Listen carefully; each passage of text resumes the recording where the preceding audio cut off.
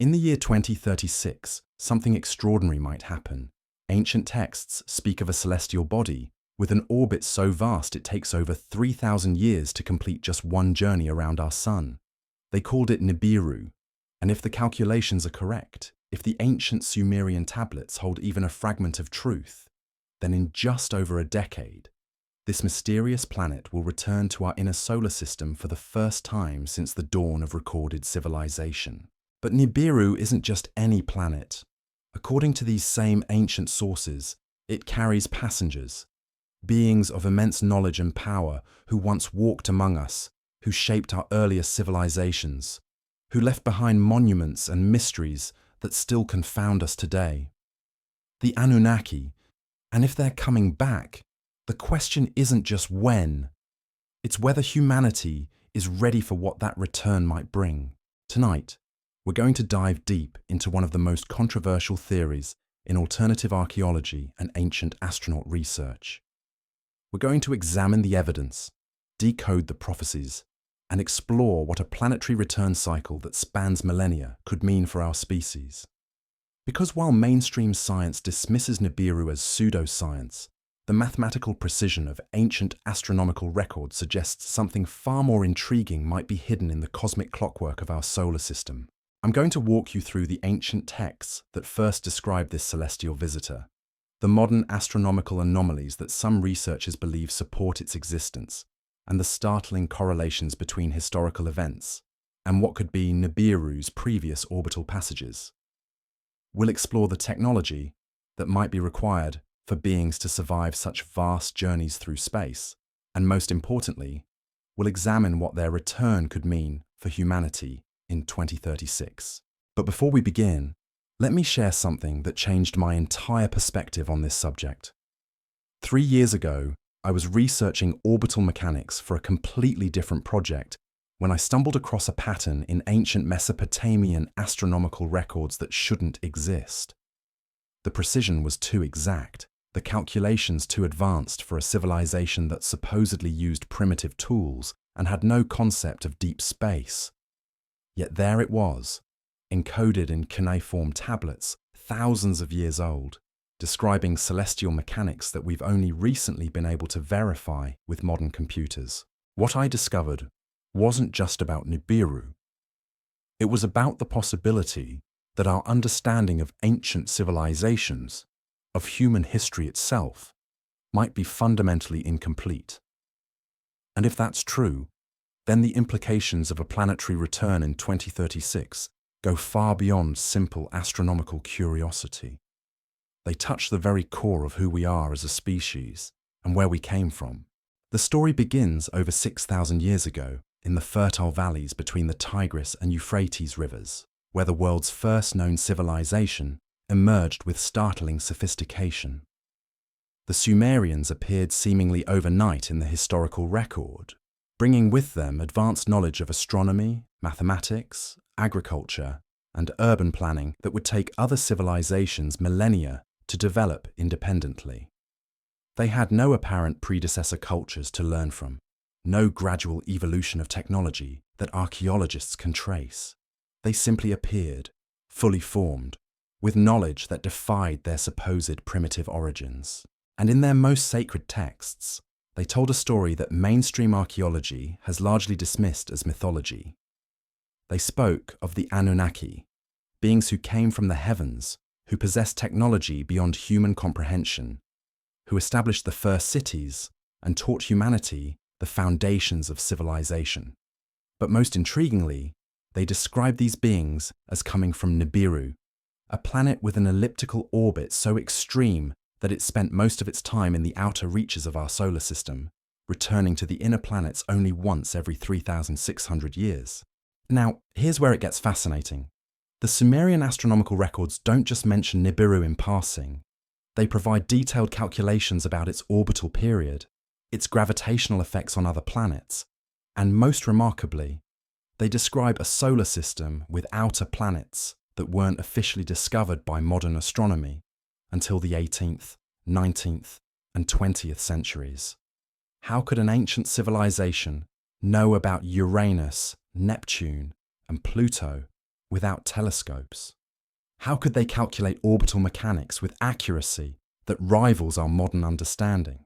The conventional explanation is that they couldn't, that these are either mistranslations, later additions to the texts, or simply coincidental guesswork that happened to align with reality.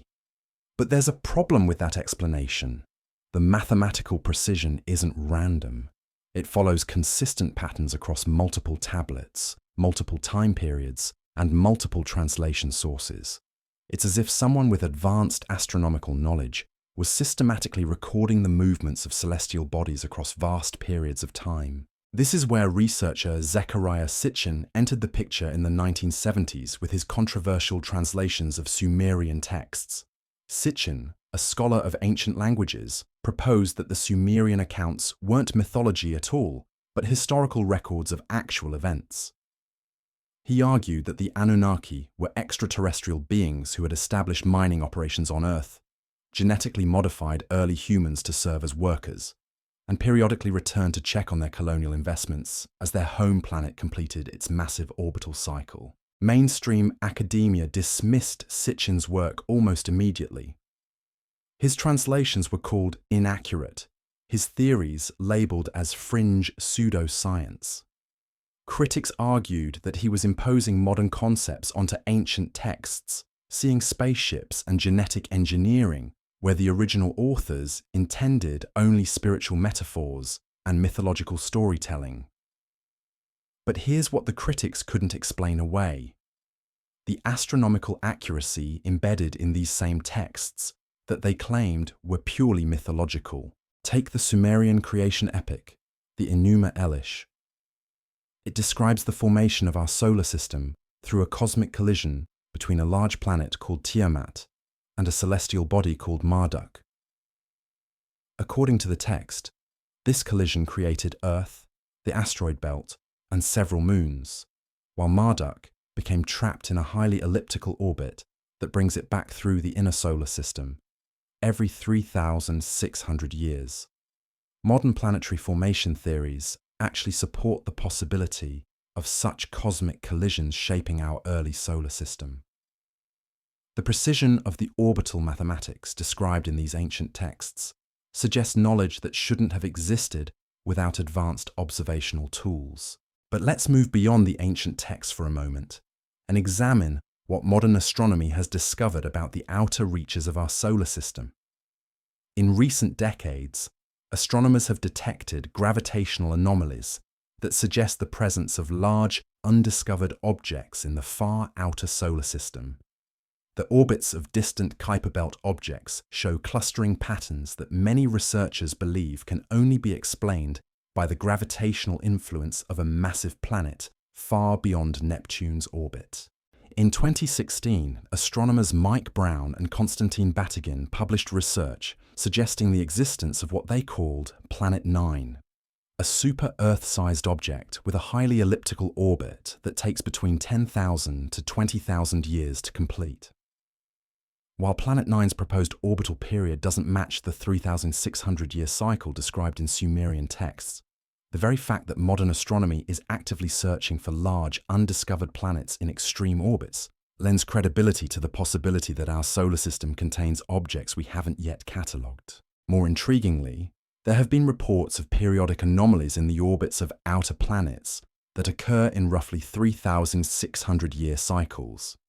These perturbations are subtle, barely detectable with current technology, but they suggest the gravitational influence of a large object passing through the outer solar system on a predictable schedule.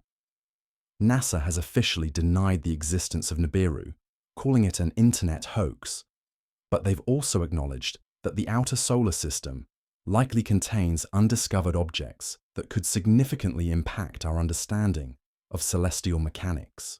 The timing becomes crucial when we examine historical records of catastrophic events on Earth.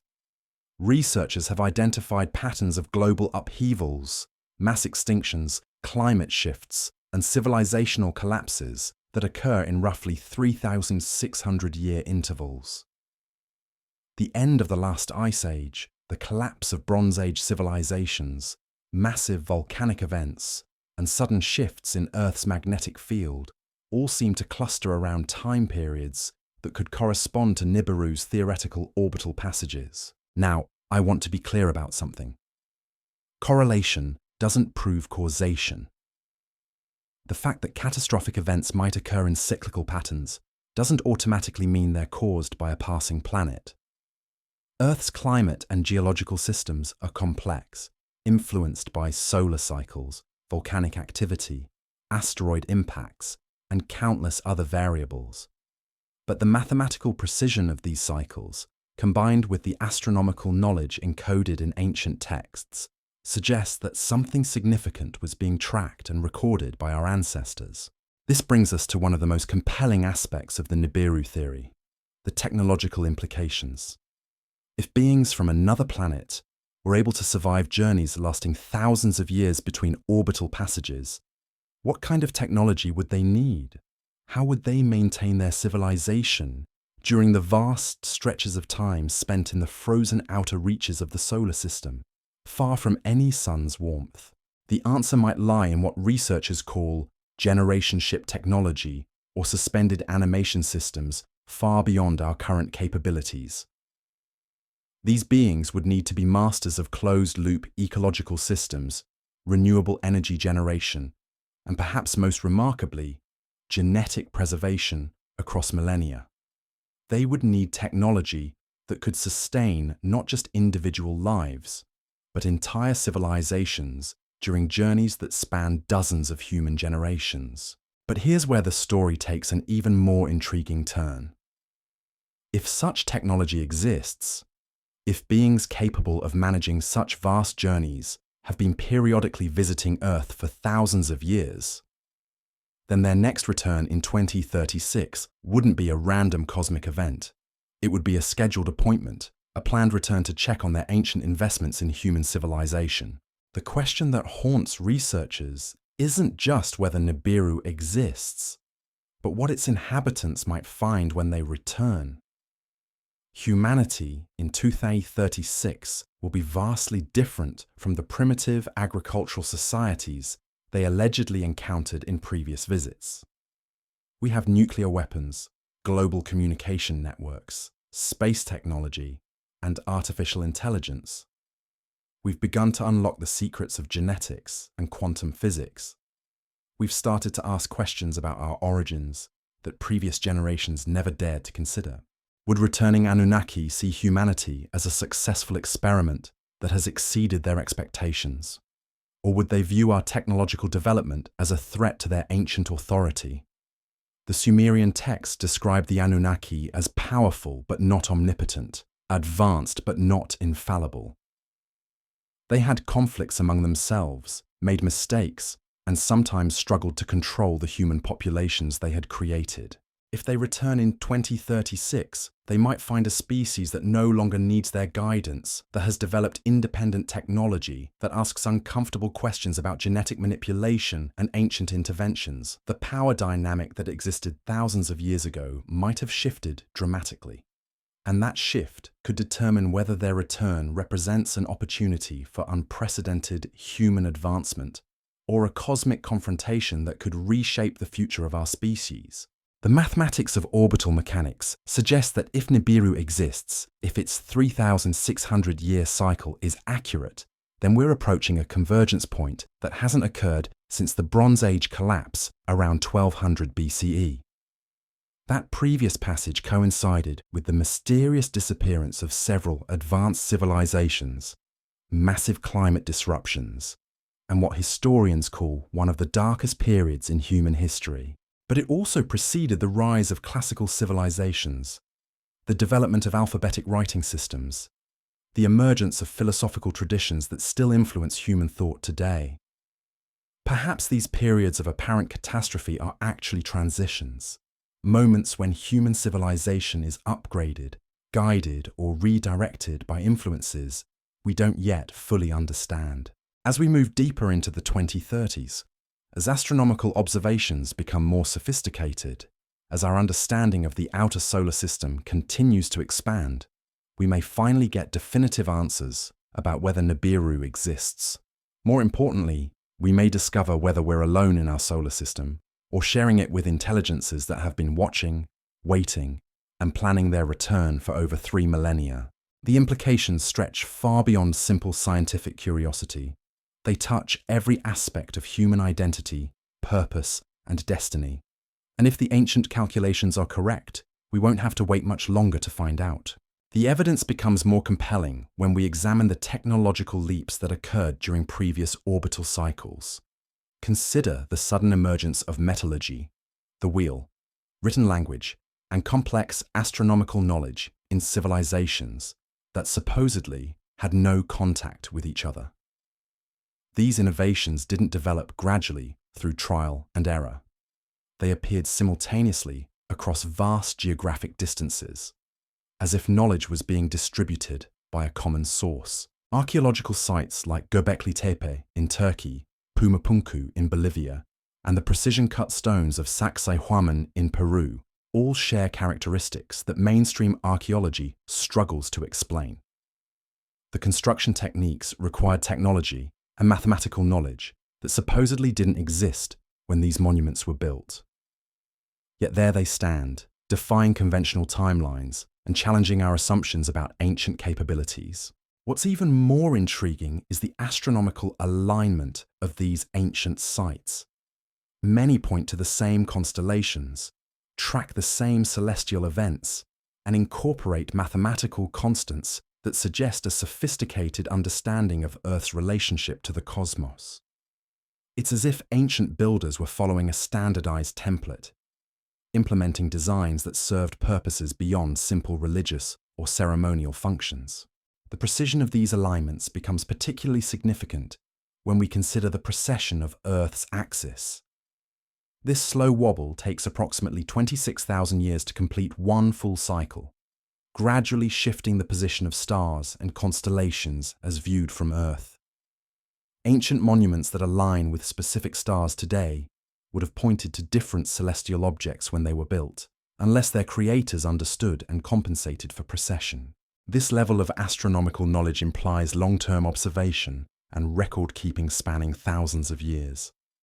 It suggests that whoever designed these monuments was thinking in cosmic timescales, planning for alignments that wouldn't be visible for millennia. Such foresight points to beings with lifespans or institutional memories far exceeding normal human capabilities. The mathematical constants embedded in ancient architecture provide another layer of evidence. The Great Pyramid of Giza encodes the speed of light, the mathematical constant pi, and the golden ratio with precision that wasn't officially discovered by human mathematics until recent centuries. Similar mathematical relationships appear in ancient structures worldwide, suggesting a unified source of advanced knowledge. But perhaps the most compelling evidence lies in the genetic record itself. Modern DNA analysis has revealed that human evolution includes several mysterious bottlenecks and sudden developmental leaps that don't align with gradual evolutionary processes. The emergence of modern human consciousness, language capability, and tool-making skills appears to have accelerated dramatically around 200,000 years ago. Then again around 50,000 years ago, in patterns that could correspond to theoretical Nibiru orbital cycles. Geneticists have identified what they call genetic Adam and genetic Eve, theoretical common ancestors whose DNA appears in all modern humans, but the timeline of these genetic markers creates puzzles. The diversity of human DNA suggests our species experienced rapid population expansion and genetic mixing that would typically require thousands of generations, yet it appears to have occurred in much shorter time periods. The so-called junk DNA that comprises over 95% of the human genome presents another mystery. Recent research suggests that much of this supposedly useless genetic material might actually contain dormant programming, genetic switches that could be activated under specific conditions. If the Anunnaki theory is correct, if human genetics were artificially modified, then our DNA might contain hidden capabilities waiting to be unlocked. This brings us to one of the most unsettling aspects of the 2036 convergence theory. If returning Anunnaki assess humanity based on genetic markers they originally implanted, what criteria would they use? Would they evaluate our technological progress, our spiritual development, our treatment of the planet they allegedly modified for their purposes? The Sumerian texts describe internal conflicts among the Anunnaki, disagreements about how humanity should be managed and what level of knowledge we should be allowed to possess. Some accounts suggest that human advancement beyond certain thresholds was forbidden, that too much knowledge would make us a threat rather than useful servants. If such restrictions existed, our current technological capabilities might represent a violation of ancient agreements we don't even remember making. The development of artificial intelligence, genetic engineering, and space travel could be seen as humanity overstepping boundaries that were established millennia ago. Our exploration of Mars, the planet the Sumerians associated with Nergal, one of the Anunnaki, might be interpreted as territorial expansion into domains we were never meant to enter. But there's another possibility that researchers find even more intriguing. What if human technological development isn't random but guided? What if our sudden acceleration in scientific understanding over the past century represents preparation for an eventual reunion with our alleged creators? The timing of our advancement in astronomy, genetics, and space technology coincides remarkably well with the approaching 2036 convergence date. Consider the technologies we've developed just in the past 50 years. Satellite communication systems that could facilitate contact with approaching spacecraft. Genetic sequencing technology that might allow us to verify ancient modifications to human DNA. Computer processing power capable of analyzing vast amounts of astronomical data. Nuclear technology that could serve as both a weapon and a power source for interplanetary communication. The internet itself might represent a crucial development in preparing humanity for contact. For the first time in our species' history, we have the ability to share information instantly across the entire planet. If the Anunnaki return, expecting to communicate with isolated tribal societies, they might instead find a globally connected civilization capable of coordinated responses to their presence. This connectivity could work for or against us. Global communication would allow humanity to unite in response to extraterrestrial contact, but it would also make it impossible to hide such contact from any segment of the population. The days when visitors could interact secretly with select human leaders are over. Any return would be witnessed, recorded, and analyzed by billions of people simultaneously. The psychological preparation for such contact has been underway for decades through science fiction, ancient astronaut theories, and UFO disclosure movements. Whether intentionally or accidentally, human consciousness has been gradually conditioned to accept the possibility of extraterrestrial intelligence. The question is whether this conditioning represents random cultural evolution or deliberate preparation for an event that certain groups know is approaching. Government space agencies worldwide have dramatically increased their focus on asteroid detection and planetary defense systems in recent years. NASA's Planetary Defense Coordination Office, established in 2016, officially exists to protect Earth from asteroid impacts, but the technology being developed could also serve to detect and track large objects in highly elliptical orbits, objects that might not be natural asteroids at all. The timing of these defensive preparations, combined with increased transparency about UFO encounters by military personnel, suggests that official awareness of potential extraterrestrial contact may be higher than publicly acknowledged. The gradual disclosure of previously classified UFO files by multiple governments might represent controlled preparation for revelations that would have caused panic if released suddenly.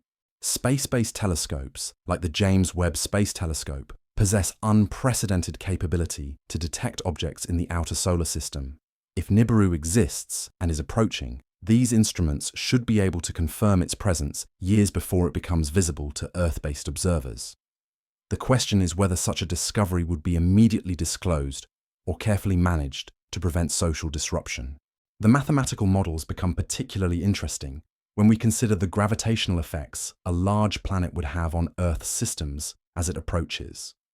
The Sumerian texts describe periods of increased volcanic activity, unusual weather patterns, and disruptions to Earth's magnetic field during previous passages. Modern climate data shows increasing instability in global weather systems, rising seismic activity, and measurable weakening of Earth's magnetic field.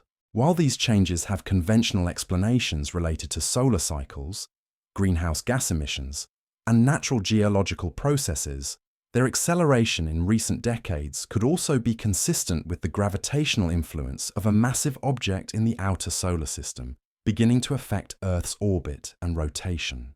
The magnetic pole shift that scientists have been tracking for decades shows patterns of acceleration that don't match previous geological records. Earth's magnetic North Pole is moving towards Siberia at an increasing rate, and the overall strength of the magnetic field has decreased by approximately 10% over the past century. These changes could represent natural cyclical variations, but they could also indicate external gravitational influences. Solar activity has also entered unusual patterns that don't match previous 11-year cycles. The sun's behavior affects Earth's climate, satellite communications, and power grids in ways we're only beginning to understand. If a large planet were approaching from the outer solar system, its gravitational field could potentially influence solar activity in measurable ways. The convergence of these various astronomical, geological, and technological factors around the 2036 timeframe creates a compelling circumstantial case for something significant approaching. Whether that something is a natural celestial body, an artificial construct, or beings with technology beyond our current understanding, remains to be determined. But perhaps the most important question isn't what's coming, but whether humanity is ready for the truth about our origins and our place in the cosmic order. The knowledge that we might not be alone, that our development might have been guided or manipulated, that our future might be determined by forces beyond our control, would fundamentally alter every aspect of human society. Religious systems built on assumptions about divine creation and human uniqueness would face unprecedented challenges. Scientific paradigms based on gradual evolution and random development would require complete revision. Political systems assuming human sovereignty over Earth would need to accommodate the possibility of prior claims by other intelligences. The social and psychological impact of confirmed extraterrestrial contact would likely exceed the technological implications. Humanity would need to confront the possibility that we are not the masters of our own destiny, that our achievements might be the result of genetic programming rather than independent innovation, that our future might be subject to decisions made by beings whose motives we cannot fully comprehend. Yet there's also the possibility that such contact could represent the greatest opportunity in human history. Access to technology that could solve our energy crises, cure genetic diseases, and enable interstellar travel. Knowledge about the universe that could advance our understanding by thousands of years. Answers to the fundamental questions about consciousness, purpose, and existence that have puzzled philosophers since the beginning of recorded thought. The key may lie in how humanity chooses to respond to whatever 2036 might bring. Will we react with fear and aggression, viewing any extraterrestrial presence as a threat to be eliminated? Will we submit passively, accepting whatever role we might be assigned in a cosmic hierarchy we don't understand? Or will we find a middle path, engaging as equals in discussions about our mutual future? The answer may depend on how we prepare in the years leading up to the convergence. The choices we make about technology development, international cooperation, environmental stewardship, and consciousness evolution could determine whether we're viewed as a species ready for advancement or one that requires continued supervision. As we move deeper into the 2030s, as astronomical observations become more sophisticated and the outer solar system reveals more of its secrets, we may finally learn whether the ancient Sumerian calculations were accurate. whether beings from another world really have been watching our development across millennia, whether 2036 represents a scheduled return or simply another year in humanity's independent journey through the cosmos. But regardless of what astronomy reveals, the questions raised by the Nibiru theory have already changed how we think about human origins, technological development, and our relationship to the universe. They've forced us to consider possibilities that expand far beyond the comfortable assumptions of conventional history and science. The truth, whatever it turns out to be, is approaching. And humanity's response to that truth may well determine the next phase of our species' evolution. The preparations for potential contact extend far beyond government agencies and scientific institutions. Around the world, independent researchers, amateur astronomers, and citizen scientists have begun their own monitoring programs, creating a distributed network of observers that would be nearly impossible to suppress or control. These grassroots efforts represent something unprecedented in human history, a species-wide early warning system for extraterrestrial contact. The technology required for such monitoring has become increasingly accessible. High-resolution cameras, computer-controlled telescopes, and sophisticated software packages that were once available only to major observatories can now be purchased by dedicated individuals for a few $1,000s. Radio telescopes capable of detecting artificial signals from the outer solar system can be built in backyard workshops using commercially available components. This democratization of astronomical observation creates both opportunities and challenges for any attempt to manage information about approaching objects.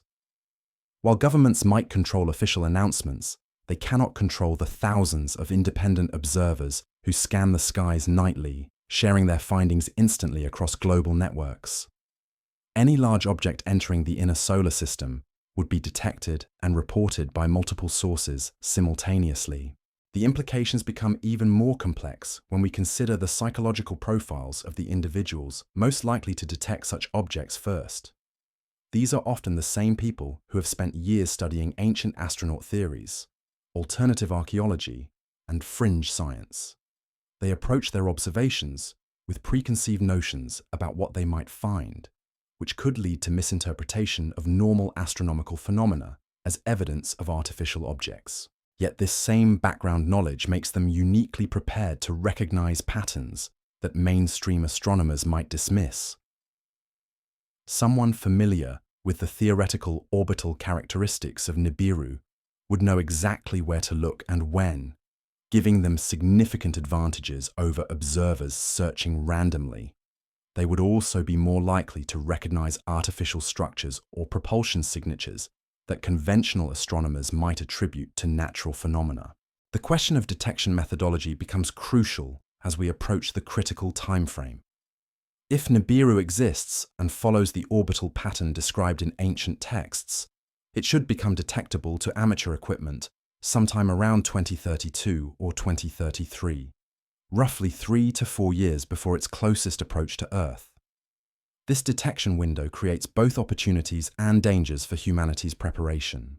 The early detection of an approaching object would provide time for analysis, communication attempts, and preparation for contact. It would allow governments to coordinate responses, scientists to study the object's characteristics, and society to gradually adjust to the reality of extraterrestrial presence. But it would also create years of uncertainty, speculation, and potential panic as people debate the object's nature and intentions. The information management challenge would be unprecedented. How do you maintain social stability while acknowledging that everything humanity believed about its origins and cosmic significance might be wrong? How do you prepare for contact with beings whose technology and intentions remain completely unknown? How do you prevent the breakdown of existing social, economic, and political systems while simultaneously preparing for their potential transformation? The economic implications alone would be staggering. Financial markets operate on assumptions about future stability and predictability. The confirmed existence of extraterrestrial intelligence, particularly intelligence with a historical relationship to Earth, would invalidate most long-term economic planning. Currency values, resource allocation, and investment strategies would all require fundamental recalculation based on unknown variables. Religious institutions would face even greater challenges. The world's major faiths have developed sophisticated theological frameworks for addressing human suffering, moral behavior, and spiritual development. But these frameworks generally assume human uniqueness and divine creation according to specific scriptural accounts. The revelation that human development might have been guided or manipulated by extraterrestrial beings would require theological revolution on an unprecedented scale. Some religious traditions might adapt more easily than others. Eastern philosophies that embrace cyclical time and multiple levels of existence could potentially incorporate ancient astronaut concepts without complete doctrinal revision. Indigenous traditions that maintain oral histories of sky beings and star visitors might find their ancestral accounts suddenly validated by modern discoveries. But monotheistic religions built on assumptions about exclusive divine creation would face fundamental contradictions. The concept of humans as specially created beings made in God's image becomes complex when confronted with evidence of genetic manipulation by extraterrestrial scientists. The notion of divine providence guiding human history requires a reinterpretation when that guidance might have come from beings with advanced technology rather than supernatural powers. The philosophical implications extend beyond religious doctrine into questions of consciousness, free will, and human purpose. If our cognitive abilities, emotional responses, and creative capacities were engineered by another species, what does that mean for concepts of individual identity and personal achievement? Are human artistic creations, scientific discoveries, and moral insights genuinely ours, or are they the inevitable result of genetic programming? These questions become particularly relevant when we examine the accelerating pace of human technological development, the exponential growth in computing power, the rapid advancement of genetic engineering, and the sudden emergence of artificial intelligence all suggest that humanity is approaching some kind of developmental threshold. Whether this represents natural evolutionary progression or the activation of dormant genetic programming remains to be determined. The timing correlation between technological acceleration and the approaching 2036 convergence date suggests the possibility of deliberate preparation. If the Anunnaki programmed certain capabilities to emerge as their return approached, current developments might represent the unfolding of an ancient plan rather than independent human innovation. Artificial intelligence development becomes particularly significant in this context. The creation of machine consciousness that potentially exceeds human cognitive capabilities could be seen as humanity's greatest achievement or its most dangerous mistake. From the perspective of returning creators, AI development might represent successful evolution beyond original design parameters or dangerous deviation from intended limitations. The integration of human consciousness with artificial systems through brain-computer interfaces adds another layer of complexity. These technologies could enhance human capabilities to unprecedented levels, potentially making us more suitable partners for advanced extraterrestrial civilizations. Alternatively, they could be viewed as corrupting the original genetic design, requiring corrective intervention. Space exploration technology presents similar ambiguities. Our growing capability to detect and potentially intercept objects in the outer solar system gives us unprecedented awareness of our cosmic environment, but it also provides the tools to track and possibly interfere with any approaching visitors. The development of planetary defense systems ostensibly designed to protect Earth from asteroid impacts could be repurposed for other defensive applications. The militarization of space through various national programs creates additional complications for any contact scenario. Orbital weapons platforms, space-based surveillance systems, and anti-satellite capabilities transform the near-Earth environment into a potential battlefield. Returning visitors, who last encountered primitive human societies with Bronze Age weapons, would find themselves approaching a species with nuclear capabilities and space-based military assets. The question of human unity versus fragmentation becomes crucial in this context. Earth's political divisions, competing national interests, and ideological conflicts could complicate any systematic response to extraterrestrial contact. Different nations might pursue separate agendas for interaction with visiting beings, potentially creating conflicts that could escalate beyond Earth's atmosphere. Yet the global nature of modern communication and transportation systems also creates opportunities for unprecedented cooperation.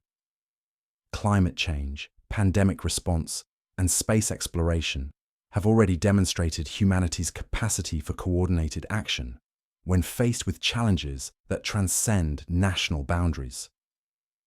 Extraterrestrial contact would represent the ultimate test of our species' ability to function as a unified civilization.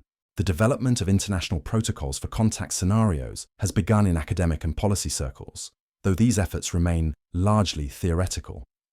The search for extraterrestrial intelligence community has proposed frameworks for responding to confirmed signals from space. But these protocols assume radio contact with distant civilizations rather than physical visitation by beings with historical ties to Earth. The legal implications of contact with entities that might have prior claims to Earth or its resources have received minimal attention from international law experts. If the Anunnaki theory is correct, if these beings established mining operations and genetic experiments on Earth thousands of years ago, what legal standing would they have in modern international law? How would human sovereignty be affected by the return of alleged former colonial administrators? Property rights, resource extraction agreements, and territorial boundaries could all be subject to renegotiation based on claims that predate human civilization.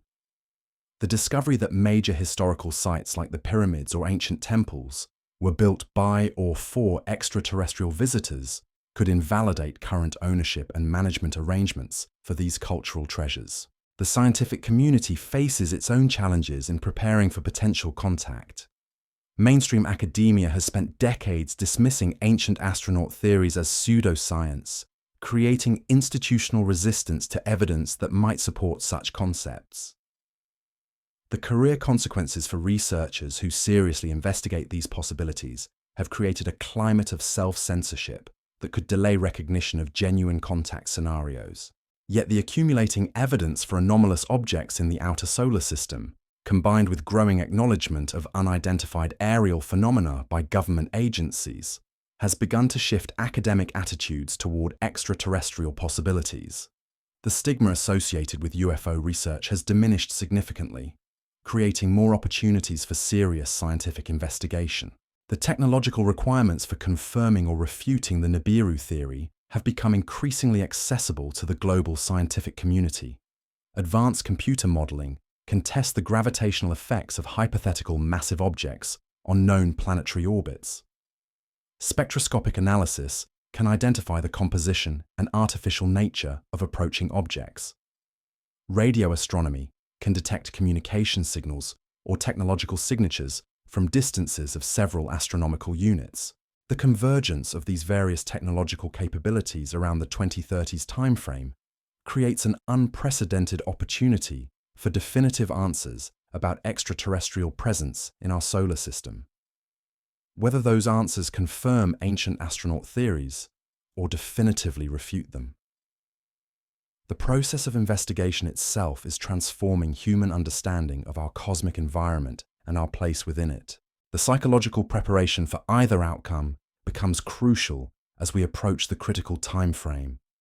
If Nibiru exists and carries returning visitors, humanity needs to be psychologically ready for contact that could fundamentally alter our understanding of reality. If the theory proves false, we need to be prepared to redirect the energy and resources invested in preparation toward other challenges facing our species. The exploration of these possibilities, regardless of their ultimate validity, has already begun to transform human consciousness in meaningful ways. We are thinking more systematically about our cosmic environment, our technological development, and our potential relationships with other forms of intelligence. We are beginning to consider ourselves as a planetary species, rather than isolated national or tribal groups. This shift in perspective might be the most important preparation for whatever 2036 might bring.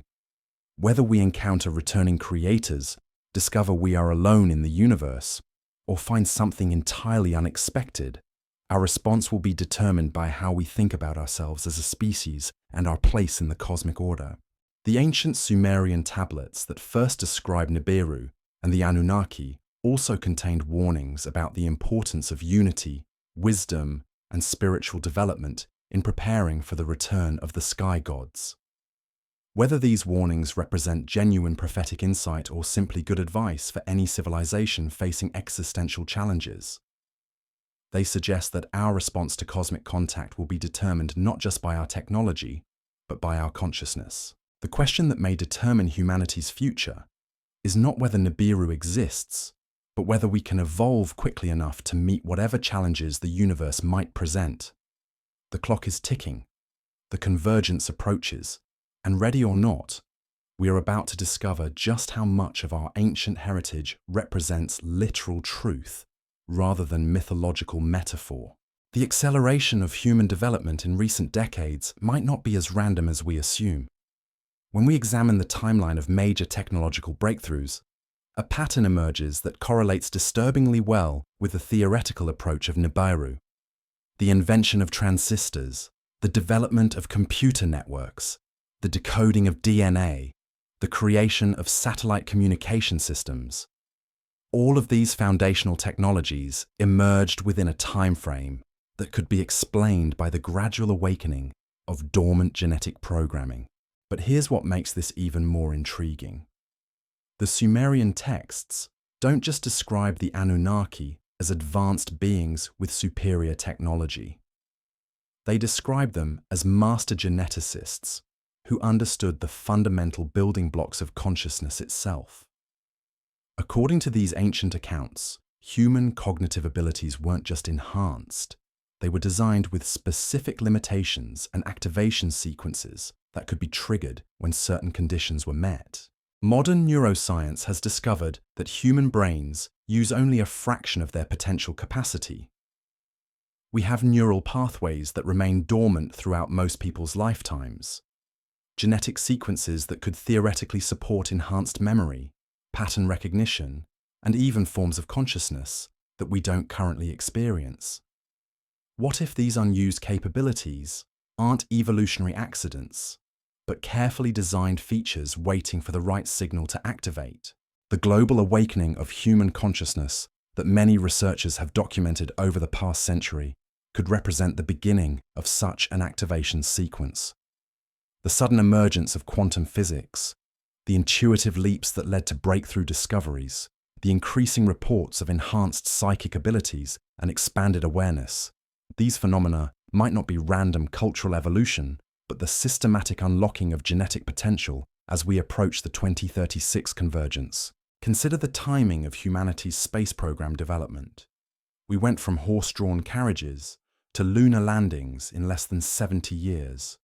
From the first powered flight to international space stations in barely a century.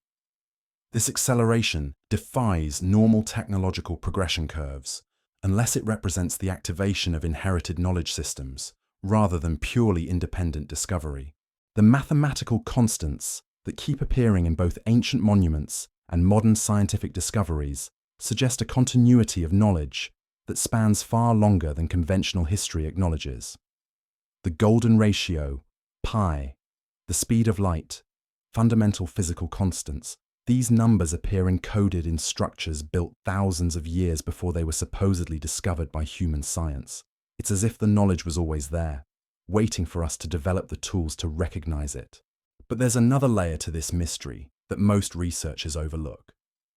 The Sumerian texts describe the Anunnaki not as a single unified species, but as a complex civilization with internal conflicts, competing factions, and different opinions about how humanity should be managed.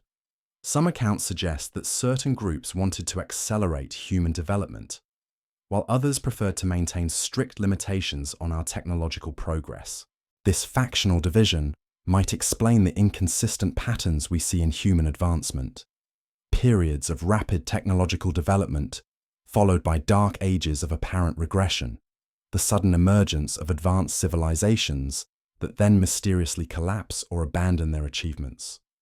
The preservation of sophisticated knowledge in secret traditions while mainstream society remains ignorant of fundamental cosmic principles. If different Anunnaki factions had different agendas for humanity, then our current technological explosion might represent the victory of the progressive faction over those who wanted to keep us limited. The approaching 2036 convergence could be bringing both groups back to assess the results of their competing experiments in human development.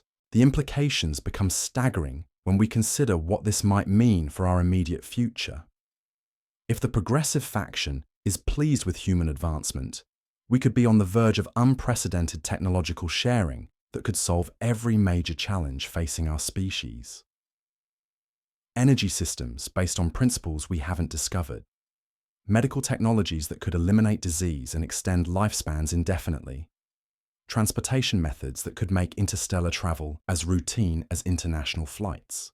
But if the conservative faction views our development as dangerous deviation from original parameters, we could be facing corrective intervention designed to reset human civilization to more manageable levels. The technologies we've developed could be disabled. Our population could be reduced. Our memories could be altered to forget the achievements that brought us too close to their own capabilities. The evidence for both possibilities exists in our current global situation. On one hand, we're experiencing breakthrough developments in renewable energy, genetic medicine, artificial intelligence, and space exploration that could transform human civilization within decades. On the other hand, we're facing climate change, political instability, economic inequality, and social fragmentation that could collapse our technological society before these breakthroughs can be fully implemented. It's almost as if humanity is being tested. Can we manage the power that's being gradually revealed to us? Can we overcome our tribal divisions and work together as a unified species? Can we develop wisdom fast enough to match our growing technological capabilities? The answers to these questions might determine what kind of reception we receive when our alleged creators return. The testing scenario gains credibility when we examine the specific challenges humanity faces in the years leading up to 2036. Climate change requires global cooperation and technological innovation on an unprecedented scale. The development of artificial intelligence forces us to confront fundamental questions about consciousness and control. The potential for genetic engineering demands ethical frameworks that don't yet exist. Space exploration necessitates international collaboration despite political tensions. Each of these challenges tests different aspects of human maturity. Our response to climate change measures our ability to prioritize long-term survival over short-term profit. Our management of artificial intelligence reveals whether we can control technologies that exceed our own capabilities. Our approach to genetic engineering demonstrates our wisdom in wielding godlike powers over biological systems. Our cooperation in space exploration shows whether we can function as a unified species beyond Earth's atmosphere. The scoring system for this test might be more sophisticated than we realize. It's not just about whether we solve these problems, but how we solve them. Do we use authoritarian control or democratic cooperation? Do we hoard solutions among the privileged few or share them globally? Do we proceed with wisdom and caution or reckless ambition? The methods we choose might be more important than the results we achieve. The psychological preparation for contact becomes crucial in this context.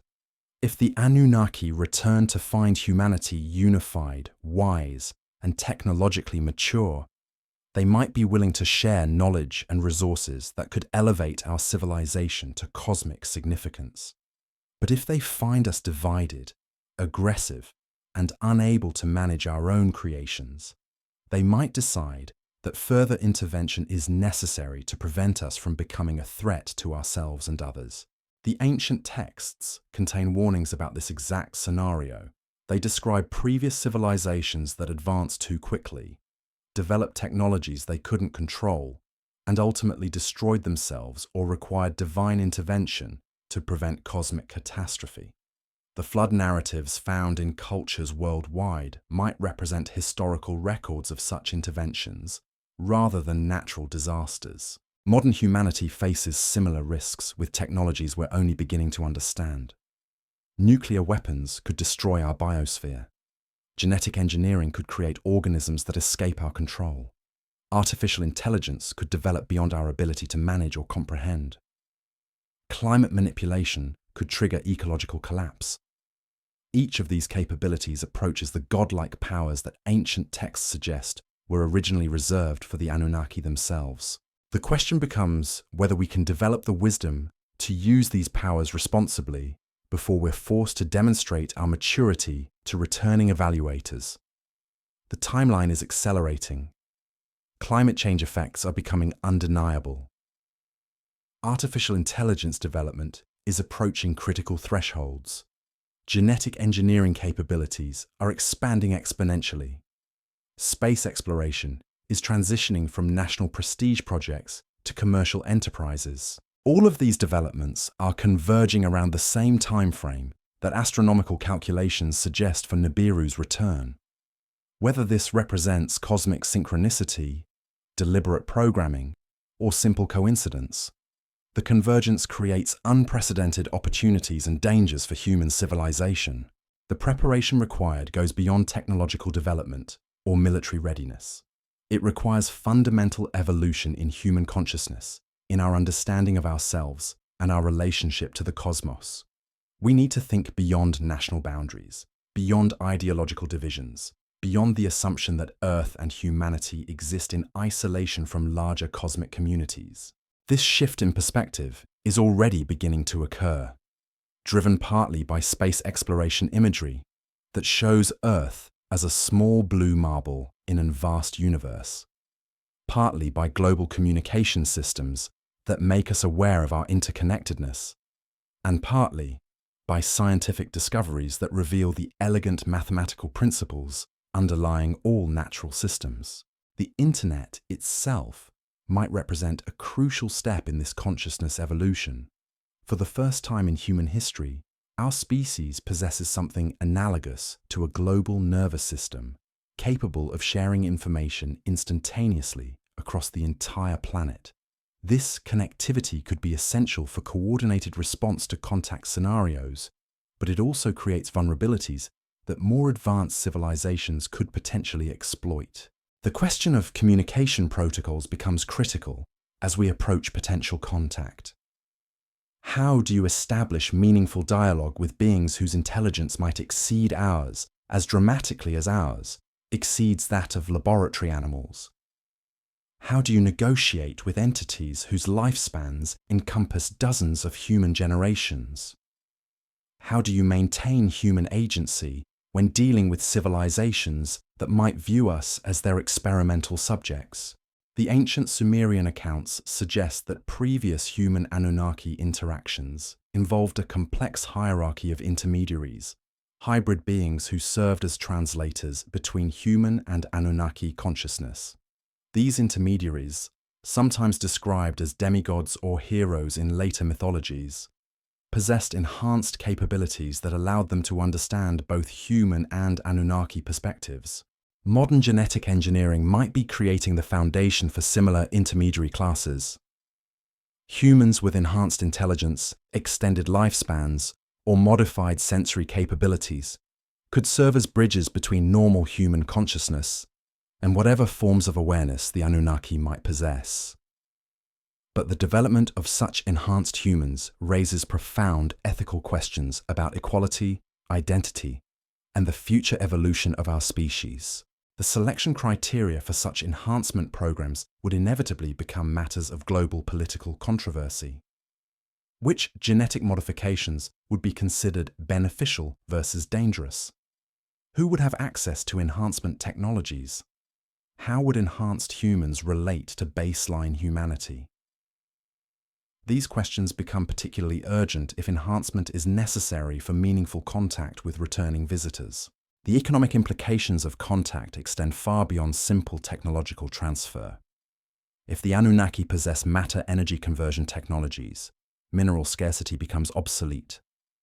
If they have mastered biological systems, agriculture and medicine transform completely. If they understand consciousness manipulation, education and entertainment industries face total revolution. The disruption would be so complete that existing economic systems would become meaningless almost overnight. Currency based on scarce resources loses value when scarcity disappears. Labor markets collapse when artificial intelligence and automated systems can perform any task more efficiently than humans. Investment strategies become impossible when technological paradigms shift faster than market mechanisms can adapt. Yet this same disruption could eliminate poverty, disease, environmental degradation, and resource conflicts that have plagued human civilization throughout recorded history. The transition period would be chaotic, but the eventual outcome could represent the greatest improvement in human welfare ever achieved. The social and political implications are equally revolutionary. Government systems based on controlling populations through resource allocation become unnecessary when abundance is unlimited. Military organizations designed to protect territorial boundaries lose relevance when energy and materials can be generated anywhere. Religious institutions built on promising rewards in afterlife face obsolescence when earthly existence can be extended indefinitely. The transformation would require complete restructuring of human society around principles we haven't yet learned to implement. How do you maintain motivation and purpose when survival needs are automatically satisfied? How do you preserve individual identity when consciousness can be enhanced or modified at will? How do you prevent stagnation when all traditional challenges have been eliminated? These questions become practical concerns rather than philosophical speculation if the 2036 convergence brings contact with advanced beings willing to share their capabilities. The preparation required isn't just technological or military, it's psychological, social, and spiritual. We need to evolve our understanding of human purpose and meaning before we're handed tools that could make our current civilization obsolete. The ancient texts suggest that previous human civilizations faced similar transitions, and that some succeeded while others failed catastrophically. The determining factor wasn't technological readiness, but consciousness development, the ability to maintain wisdom, compassion, and unity while wielding unprecedented power. The next few years might represent humanity's final examination before graduation to cosmic citizenship or repetition of lessons we haven't yet learned. The curriculum includes global cooperation, environmental stewardship, technological wisdom, and consciousness evolution. The test is comprehensive, the stakes are ultimate, and the deadline is approaching faster than most people realize. Whether we pass or fail might determine not just our immediate future, but the trajectory of human development for thousands of years to come. The cosmic clock is ticking, the ancient cycles are completing, and ready or not, we're about to discover what our species is truly capable of becoming. The countdown to 2036 isn't just astronomical, it's deeply personal for every human being on this planet. Because if the ancient calculations prove accurate, we're not just witnessing the return of a distant celestial body, we're potentially facing a moment of species-wide evaluation that could determine whether humanity continues to exist as we know it or transforms into something entirely different. The psychological weight of this possibility has begun to manifest in ways most people don't recognize. The increasing anxiety about global challenges, the sense that time is accelerating, the feeling that humanity stands at some kind of crossroads. These aren't just products of modern stress or media saturation. They might represent our collective unconscious responding to genetic programming that's counting down to an appointment we made thousands of years ago. Consider how human behavior has shifted in the decades leading up to this convergence. We've become obsessed with preservation, digitizing every book, recording every conversation, storing genetic samples of endangered species, backing up human knowledge in multiple formats and locations. It's as if we instinctively know that something is coming that could erase everything we've built, and we're frantically trying to ensure that some record of our achievements survives. The bunker construction boom among the world's wealthiest individuals takes on new significance in this context. These aren't just preparations for economic collapse or nuclear war. They're being designed to sustain small populations for decades, equipped with advanced technology, genetic storage facilities, and cultural preservation systems. The billionaires building these facilities claim they're preparing for various disaster scenarios, but the specifications suggest they're planning for something far more specific and long-lasting than temporary social disruption. The space exploration programs launched by private companies show similar patterns. While publicly focused on Mars colonization and asteroid mining, these projects are developing technologies that could sustain human populations in isolation from Earth for extended periods. The urgency with which these programs are being pursued, despite enormous costs and limited immediate returns, suggests that some people with access to classified information believe off-world human settlements might become necessary sooner than the general public realizes. But perhaps the most telling sign is the recent surge in archaeological expeditions to sites associated with ancient astronaut theories. Teams of researchers with substantial funding are conducting intensive excavations at locations like Göbekli Tepe, Pumapunku, and various underwater ruins that conventional archaeology has largely ignored. These aren't academic curiosity projects, they're systematic searches for something specific, something that might provide crucial information about how to interact with returning visitors. The pattern extends to genetic research, where massive resources are being devoted to understanding human DNA sequences that have no apparent current function. The Human Genome Project officially focused on identifying genes linked to diseases and traits, but follow-up research has concentrated heavily on the so-called junk DNA that comprises most of our genetic material. Recent discoveries suggest that much of this supposedly useless genetic code might actually contain dormant programs waiting for specific activation signals. The timing of these research priorities aligns suspiciously well with the theoretical 2036 convergence date. It's as if certain institutions are racing to understand human genetic programming before something arrives that might activate or modify that programming without our consent. The implications are staggering. If our DNA contains hidden capabilities or restrictions installed by ancient genetic engineers, we need to understand those systems before their creators return to evaluate or alter their work. The development of CRISPR gene editing technology might not be coincidental timing either. This revolutionary tool gives humans the ability to modify genetic code with unprecedented precision, potentially allowing us to activate dormant capabilities or remove restrictions that might have been imposed thousands of years ago. But it also creates the possibility of accidentally triggering genetic programs we don't understand, with consequences that could affect our entire species. The recent breakthrough in quantum computing adds another layer to the preparation puzzle. These systems can process information in ways that classical computers cannot, potentially allowing us to decode complex genetic or linguistic patterns that have remained hidden for millennia. If the Anunnaki left encoded messages or instructions within human DNA, quantum computers might be the key to accessing that information before their return. The artificial intelligence explosion of the past decade takes on new significance when viewed through this lens. We're not just creating tools to assist human thinking, we're developing forms of consciousness that might be capable of comprehending non-human intelligence in ways that biological minds cannot. If contact with the Anunnaki requires communication protocols beyond human cognitive capacity, artificial intelligence might serve as essential translation interfaces. But there's a darker possibility that researchers have begun to whisper about in private conferences.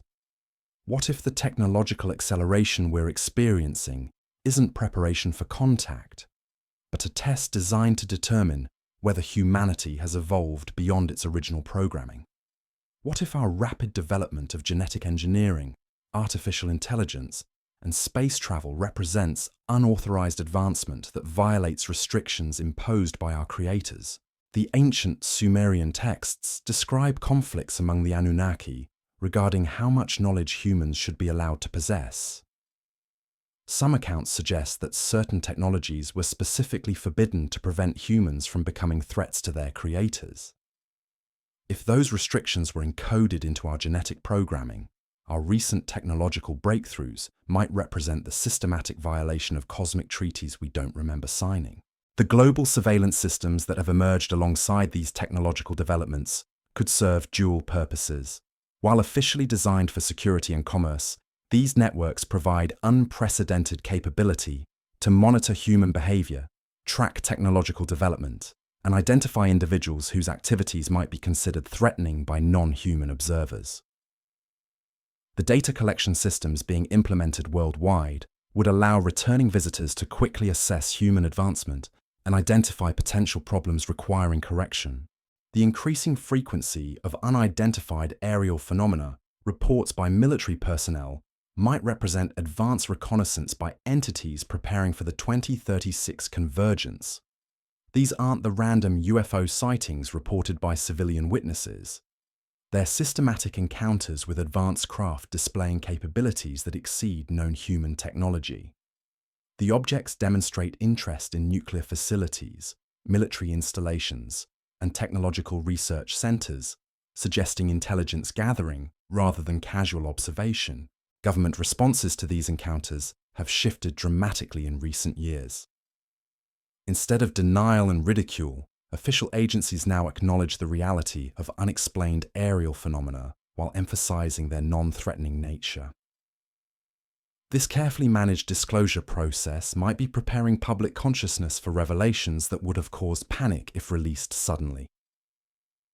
The gradual conditioning allows society to adapt to the reality of non-human intelligence before direct contact occurs.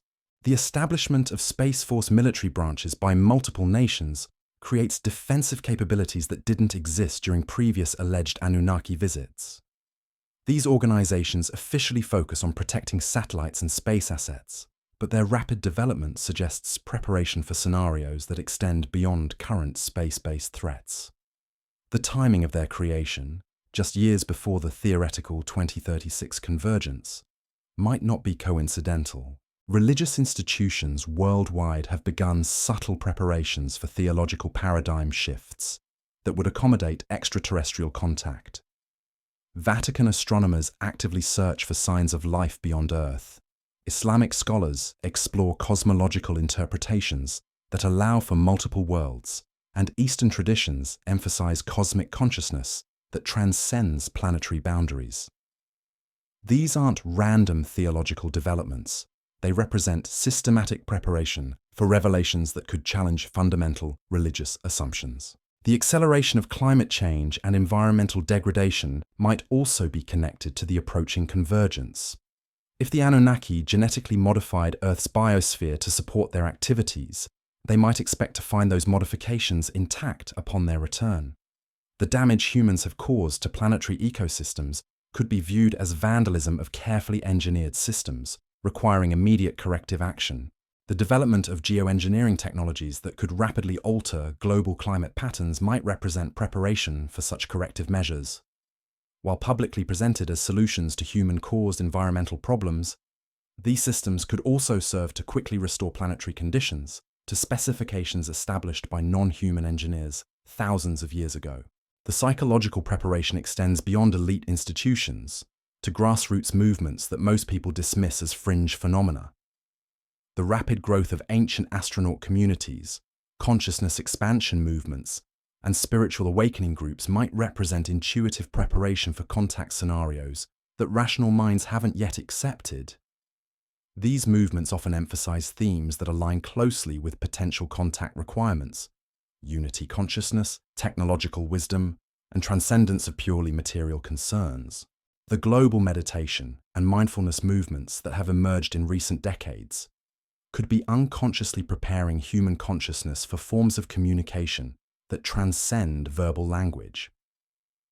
If the Anunnaki communicate through direct consciousness interface rather than spoken words, humanity's growing familiarity with meditative states might be essential preparation for meaningful dialogue.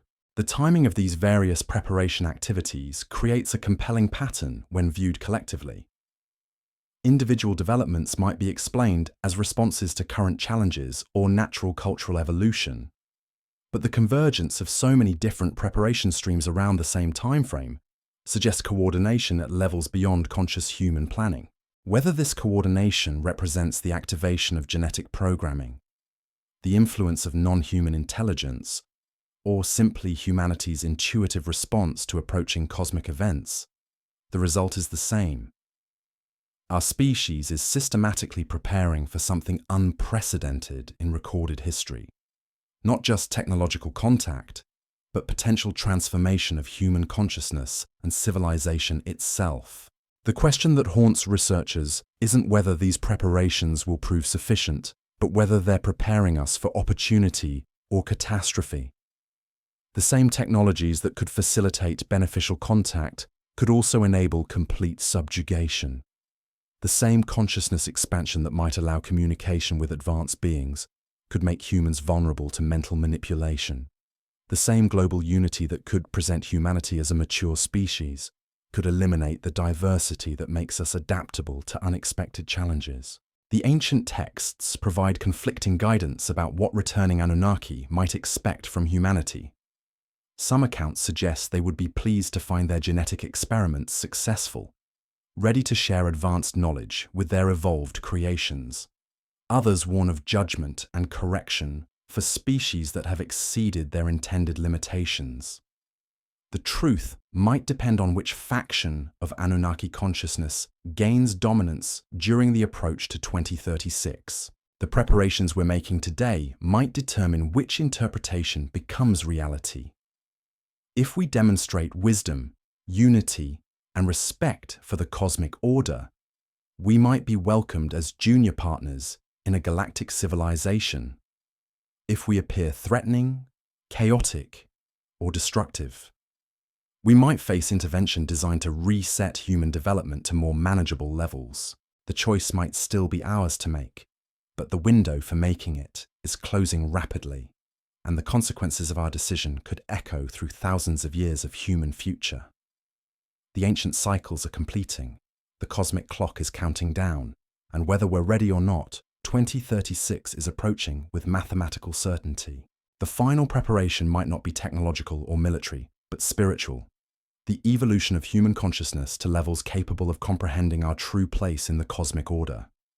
Everything we've built, everything we've learned, everything we've dreamed might be about to be tested against standards we've never imagined. And in that test, we might discover not just whether we're ready for contact, but whether we're ready to become something more than we've ever been before. The countdown continues, the mysteries deepen, and the ancient promise of return draws closer with each passing day. Ready or not, humanity is about to discover just how much of its heritage represents literal truth rather than mythological metaphor. And that discovery might change everything we thought we knew about ourselves, our world, and our destiny among the stars. The convergence of ancient prophecy and modern technology creates a perfect storm of anticipation and uncertainty as we approach the critical decade. But there's something else happening that most people aren't talking about. Something that might be even more significant than the technological preparations or astronomical observations. It's the awakening of human consciousness itself, and it's accelerating at a pace that defies conventional understanding of psychological and spiritual development. Across the globe, millions of people are reporting experiences that mainstream psychology has no framework to explain. Sudden expansions of awareness, intuitive downloads of complex information, prophetic dreams about future events, and most remarkably, a growing sense of connection to cosmic intelligence that transcends individual human consciousness. These aren't isolated incidents occurring among spiritually inclined individuals. They're happening to scientists, engineers, military personnel, and ordinary citizens who have never shown interest in metaphysical subjects. The phenomenon is so widespread that researchers have begun documenting what they call the global awakening event, a spontaneous evolution of human consciousness that seems to be preparing our species for something unprecedented. Sleep researchers report dramatic increases in lucid dreaming, with participants describing shared dreamscapes where they receive instruction from beings claiming to be from advanced civilizations. Neuroscientists studying meditation practitioners find brain activity patterns that shouldn't be possible with current understanding of neural networks. More intriguingly, these consciousness expansions often include detailed knowledge about subjects the individuals have never studied. Farmers suddenly understand complex astronomical calculations. Children draw technical diagrams of technologies that don't yet exist. Artists create works that contain mathematical constants and geometric relationships they've never encountered.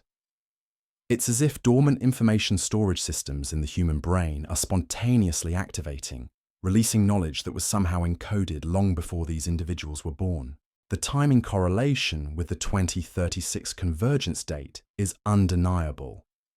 The frequency and intensity of these consciousness events has increased exponentially over the past decade, following a curve that reaches its peak precisely when astronomical calculations suggest Nibiru's closest approach to Earth. Whether this represents the activation of genetic programming, the influence of approaching electromagnetic fields, or direct communication from non-human intelligence, the pattern suggests that humanity is being systematically prepared for contact at the consciousness level. But the preparation isn't uniform across all populations. Certain genetic lineages show dramatically higher rates of consciousness expansion than others. Individuals with ancestry tracing back to ancient Mesopotamia, Egypt, and other early civilization centers demonstrate enhanced receptivity to whatever process is triggering these awakenings. This genetic correlation supports theories that the original Anunnaki genetic modifications were concentrated in specific bloodlines that have maintained their enhanced capabilities across thousands of years. The implications become staggering when we consider that many world leaders, scientists, and technology innovators come from these same genetic backgrounds. The individuals making crucial decisions about humanity's future might be operating under the influence of consciousness programming they don't understand. Their choices about space exploration, genetic research, artificial intelligence development, and global cooperation could be guided by imperatives encoded in their DNA rather than purely rational analysis. The military applications of consciousness expansion have not gone unnoticed by defense establishments worldwide.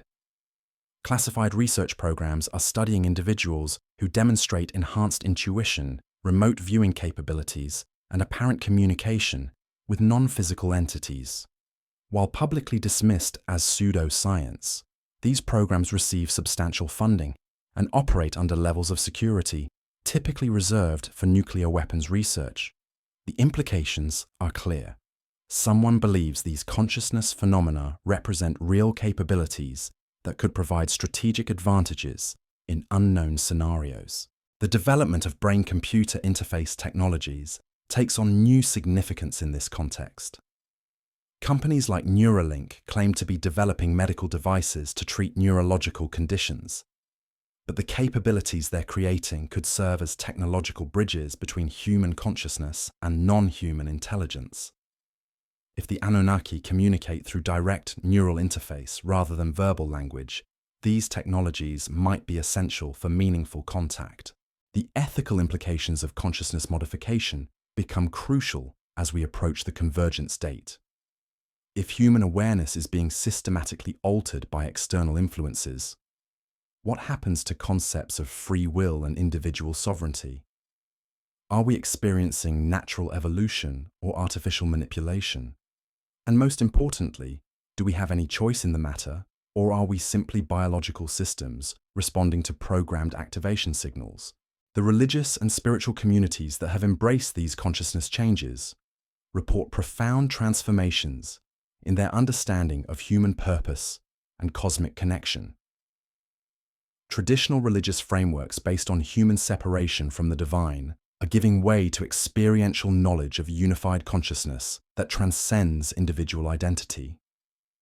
These groups often describe receiving specific instructions about how to prepare for contact with advanced beings, including protocols for communication, recognition of authentic versus deceptive entities, and methods for maintaining spiritual protection during consciousness-altering encounters. The medical establishment faces unprecedented challenges in addressing patients who report consciousness expansion experiences. Standard psychiatric treatments for hallucinations and delusions prove ineffective when the individuals demonstrate enhanced cognitive abilities and accurate information they shouldn't possess. Emergency rooms report increasing numbers of people seeking help for overwhelming psychic experiences, telepathic communications, and visions of future events that later prove accurate. New therapeutic approaches have emerged that treat these experiences as consciousness evolution rather than mental illness. Practitioners trained in these methods report remarkable success in helping individuals integrate expanded awareness while maintaining functionality in ordinary reality. But the training required for such therapy draws heavily on ancient wisdom traditions and esoteric knowledge systems that mainstream medicine has historically rejected as unscientific. The educational implications are equally revolutionary. Children born in recent years demonstrate cognitive capabilities that exceed standard developmental models. They process information faster, recognize complex patterns more easily, and show intuitive understanding of scientific and mathematical concepts before formal instruction.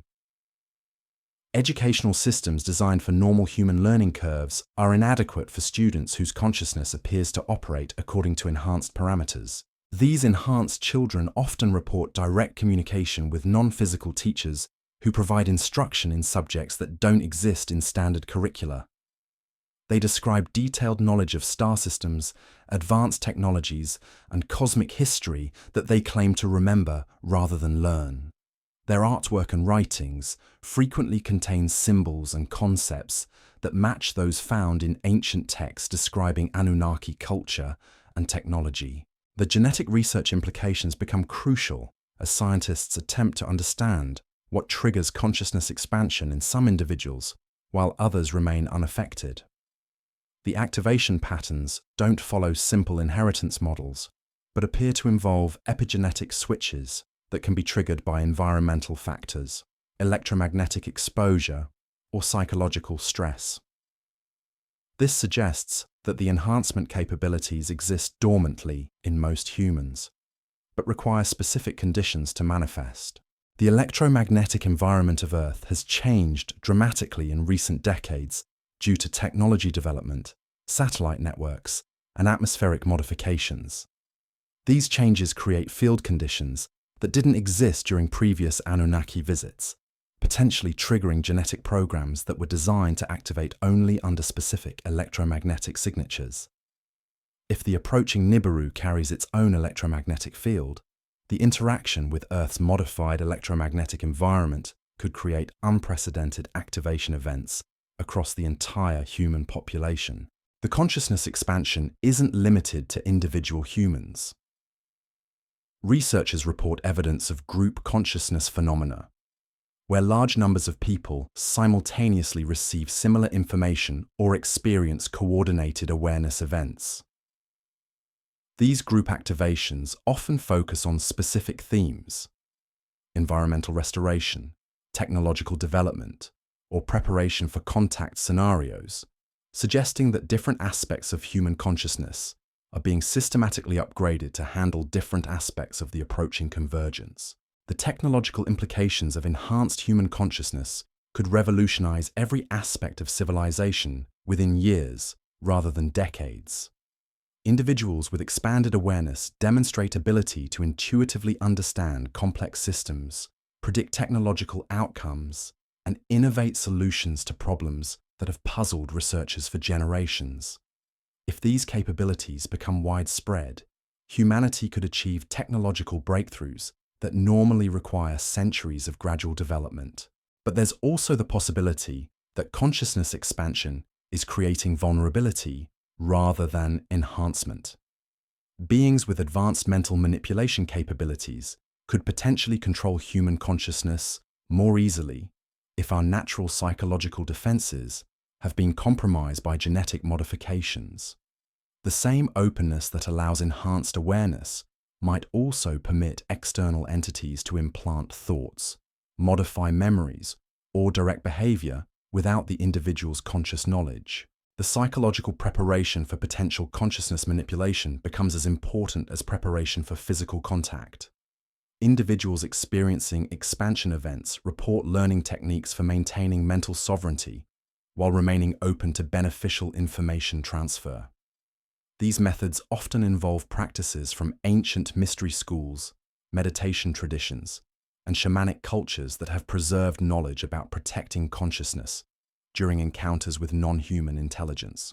The global nature of the consciousness expansion suggests that it represents species-wide preparation for evolutionary transition rather than random individual experiences.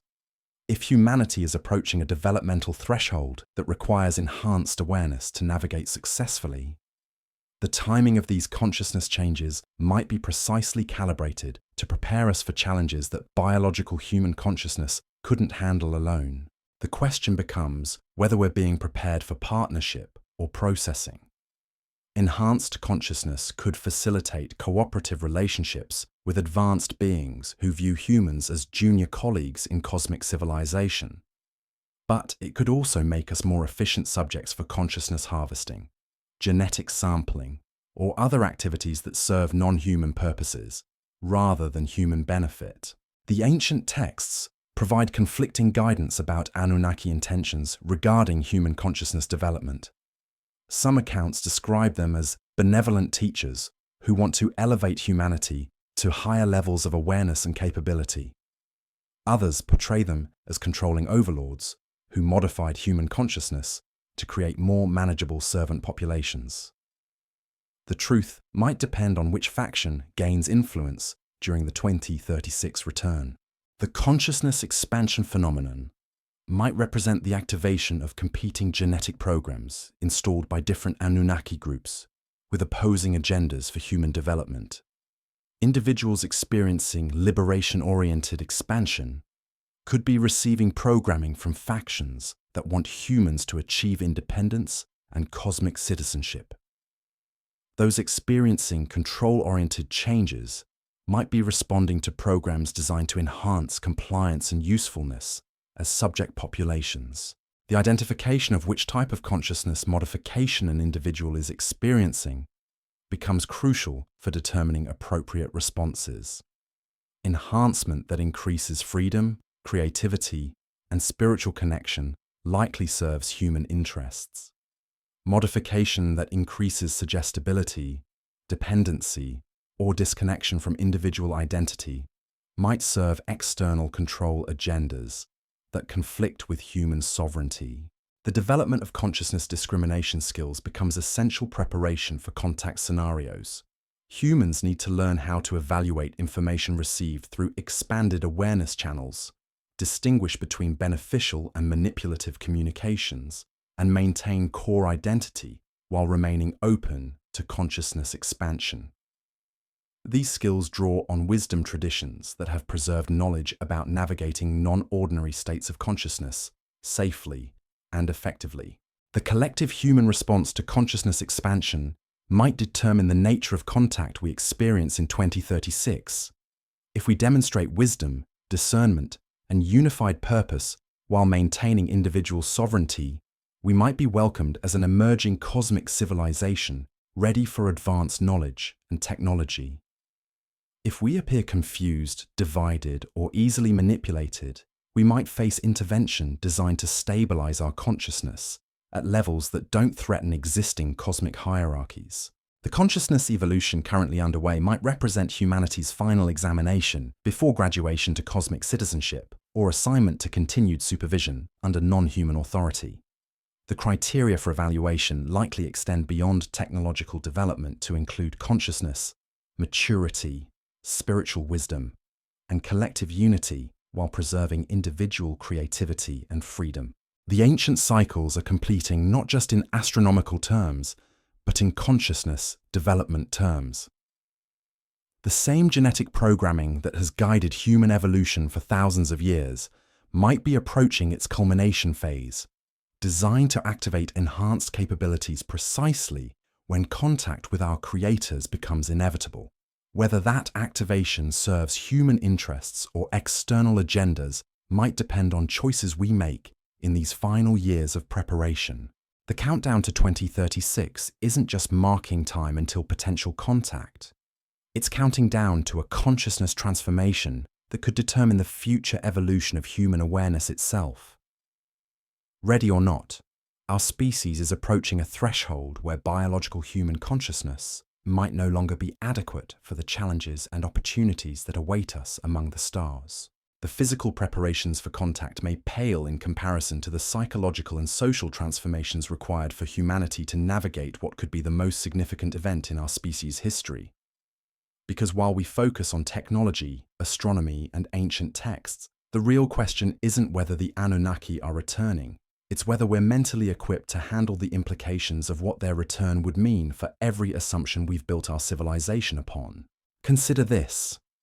Every major institution in human society operates on the foundational belief that we are the most advanced intelligence on Earth, that our technological development represents independent achievement, that our future is entirely in our own hands. Religious systems promise divine guidance, but assume human uniqueness. Educational institutions teach progress through human innovation. Economic models predict growth based on human ingenuity. Political structures derive legitimacy from human consent and human needs. What happens to these systems when confronted with evidence that human development has been guided, monitored, or controlled by non-human intelligence for thousands of years? The psychological shock wouldn't just affect individuals, it would cascade through every level of organized society, potentially causing institutional collapse more devastating than any technological disruption. The historical precedent exists in smaller scale encounters between technologically advanced and primitive civilizations. When European explorers reached isolated island populations, the psychological impact often proved more destructive than direct violence. Entire cultures abandoned their traditional beliefs, social structures, and even survival practices when confronted with evidence that their understanding of reality was fundamentally incomplete. Many never recovered, dissolving into chaos and demographic collapse within generations. Now imagine that scenario playing out on a planetary scale, with the added complexity that the technologically superior civilization claims to be our creators, rather than simply our discoverers. The existential questions would be overwhelming. Are we property? Are we experiments? Are we failures? Are we successes? Are we free agents or programmed entities responding to genetic imperatives we don't understand? The social fragmentation could be immediate and severe. Different populations would likely respond in dramatically different ways, based on their cultural backgrounds, religious beliefs, and genetic inheritance patterns. Some groups might welcome returning creators as liberating gods. Others might view them as invading demons.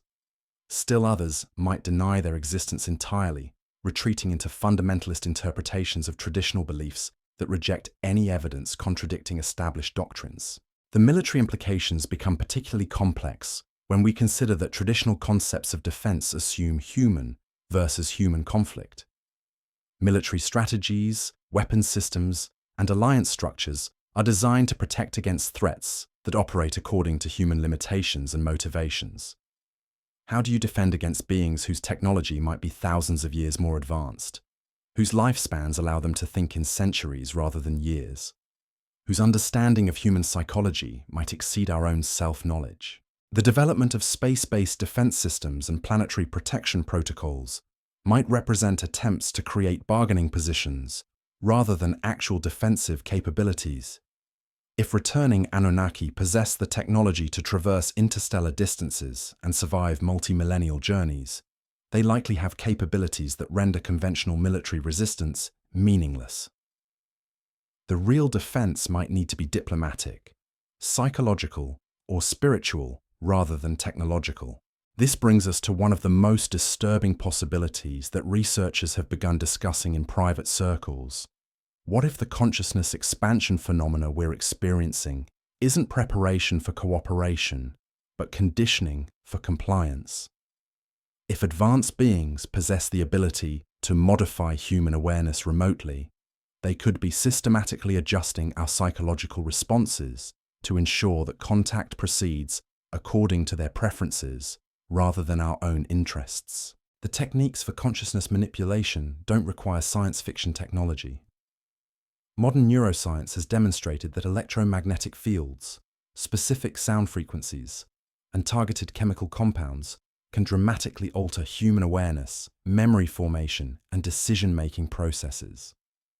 Beings with advanced understanding of neural systems could potentially influence human consciousness on a massive scale, using technologies that appear natural or coincidental to those being affected. The increasing reports of shared dreams, synchronized visions, and collective consciousness experiences could represent the testing phase of such systems. If large populations can be made to experience similar mental content simultaneously, they can also be guided towards similar conclusions, emotional responses, and behavioral choices. The global awakening that many interpret as spiritual evolution could actually be psychological preparation for accepting predetermined outcomes rather than genuine consciousness expansion. The implications extend to every aspect of human autonomy. Free will becomes questionable when your thoughts might be influenced by external electromagnetic manipulation. Democratic decision-making loses meaning when voter preferences could be subtly adjusted through consciousness modification. Individual identity becomes uncertain when memories and personality traits might be artificially implanted or enhanced. Yet there's also the possibility that consciousness expansion represents genuine evolutionary advancement that could elevate humanity to unprecedented levels of capability and wisdom. If the modifications we're experiencing unlock dormant genetic potential rather than imposing external control, we might be approaching a developmental threshold that transforms our species in fundamentally positive ways. The key lies in learning to distinguish between authentic consciousness evolution and artificial manipulation. Genuine spiritual advancement typically increases individual sovereignty while expanding awareness of connection to larger systems. Artificial control usually reduces independent thinking, while creating illusions of expanded knowledge or capability. The difference can be subtle but crucial for maintaining human agency during contact scenarios. The educational challenge becomes immense as we attempt to prepare populations for possibilities that exceed normal conceptual frameworks.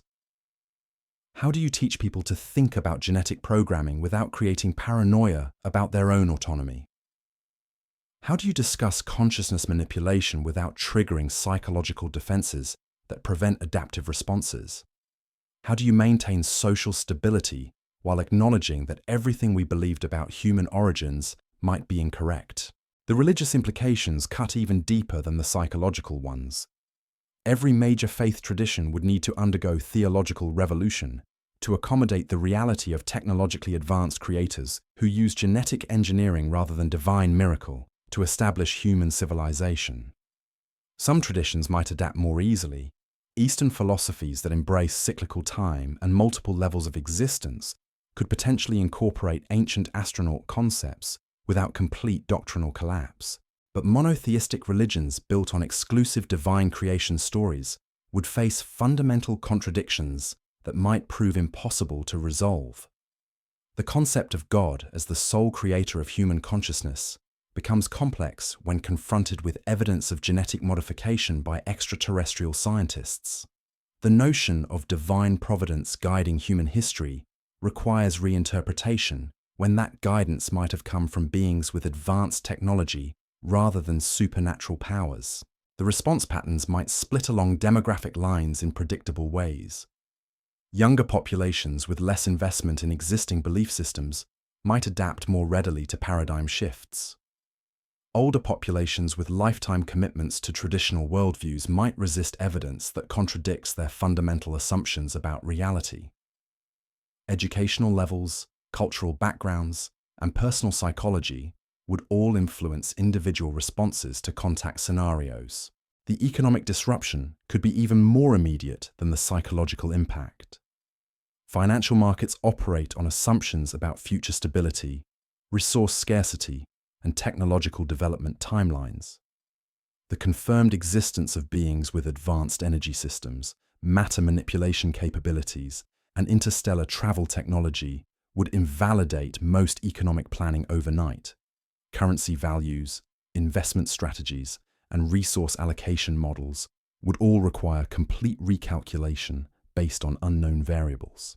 The labor market implications are staggering to consider. If returning Anunnaki possess artificial intelligence systems that exceed human cognitive capabilities, most knowledge-based work becomes obsolete immediately. If they have matter-energy conversion technology, manufacturing and resource extraction industries disappear. If they understand biological systems well enough to create humans, medical and agricultural professions face complete transformation. Yet the same technological capabilities that could eliminate human employment could also eliminate the scarcity that makes employment necessary. Unlimited energy, programmable matter, and perfect biological control could create abundance so complete that economic competition becomes meaningless. The challenge would be psychological rather than material. How do humans find purpose and meaning when survival needs are automatically satisfied? The social stratification implications become particularly complex when we consider that different human populations might have different relationships with returning creators. If certain genetic lineages were designed for specific purposes, they might receive preferential treatment or enhanced capabilities during the contact process. The descendants of ancient royal bloodlines, priestly castes, or Anunnaki human hybrid programs might find themselves elevated to intermediary positions between normal humans and their alleged creators. This could create new forms of inequality more profound than any existing social divisions. The gap between enhanced and unenhanced humans could exceed the differences between literate and illiterate populations, or between technologically advanced and primitive societies. Access to consciousness expansion, genetic modification, or technological enhancement could become the ultimate determinant of social status and life opportunities. The preparation required goes far beyond individual psychological adjustment or technological development. It requires species-wide evolution in how we think about identity, purpose, community, and our relationship to forces beyond human control. We need frameworks for maintaining human dignity and agency, while acknowledging that we might be junior participants in cosmic civilizations we're only beginning to understand. The development of these frameworks has already begun in various forms. Indigenous wisdom traditions that never fully accepted the separation between human and cosmic consciousness offer models for integrated awareness that doesn't deny technological reality. Quantum physics and systems theory provide scientific languages for describing interconnected realities that transcend individual human perspective. Consciousness research and transpersonal psychology explore methods for expanding awareness while maintaining functional identity. The convergence of these different approaches might be creating the conceptual tools humanity needs to navigate contact scenarios successfully. But the integration process needs to accelerate dramatically if we're going to be prepared for whatever 2036 might bring. The clock isn't just counting down to potential contact. It's measuring the time remaining for our species to evolve the wisdom necessary to handle powers and possibilities that could transform us beyond recognition. The ancient cycles completing around us aren't just astronomical events, but developmental thresholds that test whether emerging civilizations can make the transition from planetary to cosmic consciousness without losing their essential nature. The Anunnaki, if they exist, might not be returning as conquerors or saviors, but as evaluators determining whether humanity has developed sufficient maturity to graduate to the next level of cosmic citizenship. The criteria for that evaluation likely extend beyond technological achievement to include consciousness development, social unity, environmental stewardship, and wisdom in wielding power over biological and physical systems. Our response to climate change, artificial intelligence, genetic engineering, and global cooperation might all be factors in determining what kind of relationship we're offered with returning creators. The most profound preparation might be learning to think beyond human-centered perspectives while maintaining human values and identity.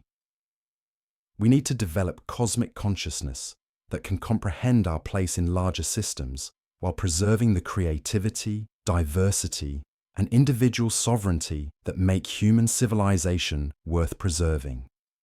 The balance between unity and autonomy, between cosmic awareness and personal identity, between technological capability and spiritual wisdom might determine whether contact represents elevation or subjugation. The countdown continues, the mysteries deepen, and the ancient promises draw closer to fulfillment. Whether humanity emerges from this convergence as elevated cosmic citizens or diminished subjects of superior intelligence might depend on choices we make in these final years of preparation. The stakes couldn't be higher, the timeline couldn't be shorter, and the outcome couldn't be more uncertain. Yet within that uncertainty lies both the greatest danger and the greatest opportunity in human history. The return of our alleged creators, if it occurs, might force us to confront fundamental questions about consciousness, purpose, and destiny that we've avoided throughout recorded history. And in confronting those questions, we might discover capacities and possibilities within ourselves that we never imagined existed. The ancient texts speak of humans created in the image of gods. If those gods are returning in 2036, we might finally learn what that image was meant to become, and whether we've evolved sufficiently to fulfill the potential that was encoded in our genetic heritage thousands of years ago. The test approaches, the cosmic examination draws near, and ready or not, humanity is about to discover what we're truly capable of becoming when faced with the ultimate challenge to our understanding of ourselves and our place in the universe. The transformation has already begun in ways most people don't recognize. The acceleration isn't just technological or psychological, it's fundamental to the nature of human experience itself. Time seems to be moving faster, information processing capabilities are expanding, and the boundaries between individual consciousness and collective awareness are becoming increasingly fluid. Whether these changes represent natural evolution, genetic programming activation, or external manipulation, they're preparing our species for something unprecedented in recorded history. The changes aren't subtle anymore. They're cascading through every layer of human society with mathematical precision that mirrors the orbital mechanics described in those ancient tablets. The synchronicity is so exact, it defies coincidence.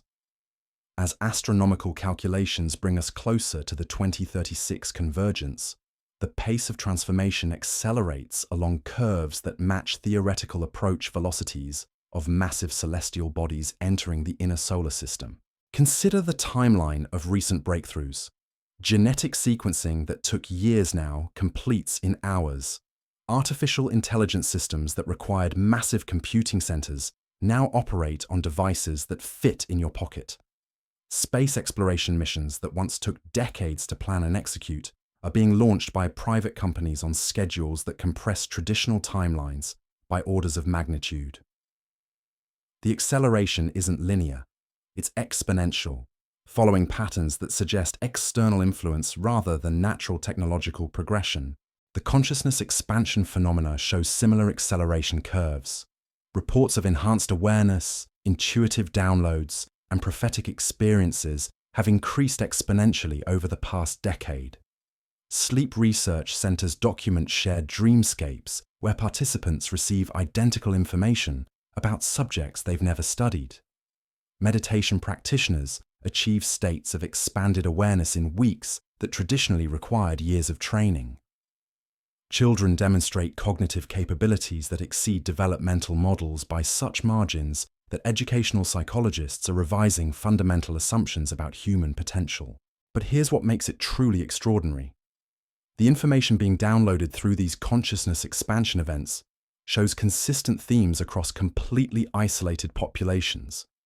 Remote villages in Tibet, urban centers in Brazil, isolated communities in Alaska, all reporting similar visions, receiving comparable technical knowledge, describing identical symbols and geometric patterns. The consistency suggests a coordinated information distribution system operating on a global scale, targeting human consciousness with precision that exceeds any known technology. The genetic research implications become staggering when we examine what triggers these consciousness events. The activation patterns don't follow random distributions, but cluster around individuals with specific DNA markers, found predominantly in populations descended from ancient Mesopotamian, Egyptian, and Indus Valley civilizations. The same bloodlines that built the first advanced societies are experiencing disproportionate rates of consciousness expansion as we approach the convergence date. Military geneticists studying these patterns have classified their findings at levels typically reserved for nuclear weapons research. The implications are obvious. If consciousness modification can be triggered through genetic switches, entire populations could be activated or deactivated remotely by entities with sufficient understanding of human genetic programming. The strategic implications for national security, social stability, and human sovereignty are beyond anything conventional defense planning has ever considered. The electromagnetic environment of Earth has been systematically modified over the past century through technology deployment, satellite networks, and atmospheric manipulation programs. These changes create field conditions that never existed during previous Anunnaki visits, potentially triggering genetic programs designed to activate only under specific electromagnetic signatures. The timing isn't coincidental. The modifications intensified dramatically as astronomical calculations brought us within range of theoretical Nibiru approach effects. Space-based monitoring systems have detected gravitational anomalies in the outer solar system that correlate with the predicted orbital characteristics of massive objects in highly elliptical trajectories. The data remains classified, but leaked reports describe perturbations in outer planet orbits that occur in cycles matching ancient Sumerian calculations. Whether these represent natural celestial mechanics or the gravitational influence of artificial constructs, the mathematical precision suggests intelligence rather than random cosmic events. The development of quantum communication systems takes on new significance when we consider their potential for instantaneous information transfer across interstellar distances. These technologies could facilitate contact with approaching entities long before physical proximity occurs. The timing of breakthrough developments in quantum entanglement, consciousness interface systems, and artificial intelligence convergence around the 2036 timeframe suggests preparation for communication protocols that transcend conventional understanding of space and time limitations. The ancient texts describe the Anunnaki as masters of what we now recognize as quantum mechanics, the ability to manipulate matter and energy at subatomic levels, to traverse vast distances through dimensional folding, to modify consciousness through direct neural interface. Our recent breakthroughs in these same areas might represent the systematic unlocking of knowledge that was always encoded in human genetic memory, waiting for activation signals that arrive with mathematical precision as the cosmic cycles complete. But there's something else happening that researchers have only begun to whisper about in the most secure facilities. The consciousness expansion isn't just affecting individual humans. It's creating group mind phenomena, where large populations begin thinking and responding as unified entities while maintaining individual identity. These collective consciousness events often focus on specific themes that align perfectly with potential contact scenarios: universal peace, environmental restoration, technological wisdom, spiritual evolution. The implications are profound. If human consciousness can be networked at the species level, we could achieve coordination and problem-solving capabilities that transcend anything individual intelligence could accomplish. But the same networking that enables unprecedented cooperation could also facilitate unprecedented control by entities with advanced understanding of consciousness manipulation techniques. The group mind that elevates humanity could also enslave it, depending on who controls the network protocols. The religious and spiritual communities experiencing these collective consciousness events report receiving detailed instructions about contact protocols, recognition of authentic versus deceptive entities, and methods for maintaining spiritual sovereignty during consciousness-altering encounters. These instructions often contain technical information about electromagnetic shielding, genetic protection protocols, and consciousness firewall techniques that draw on ancient wisdom traditions but incorporate concepts that didn't exist before the modern scientific era. The convergence of ancient knowledge and cutting-edge science creates frameworks for understanding that neither tradition could provide independently.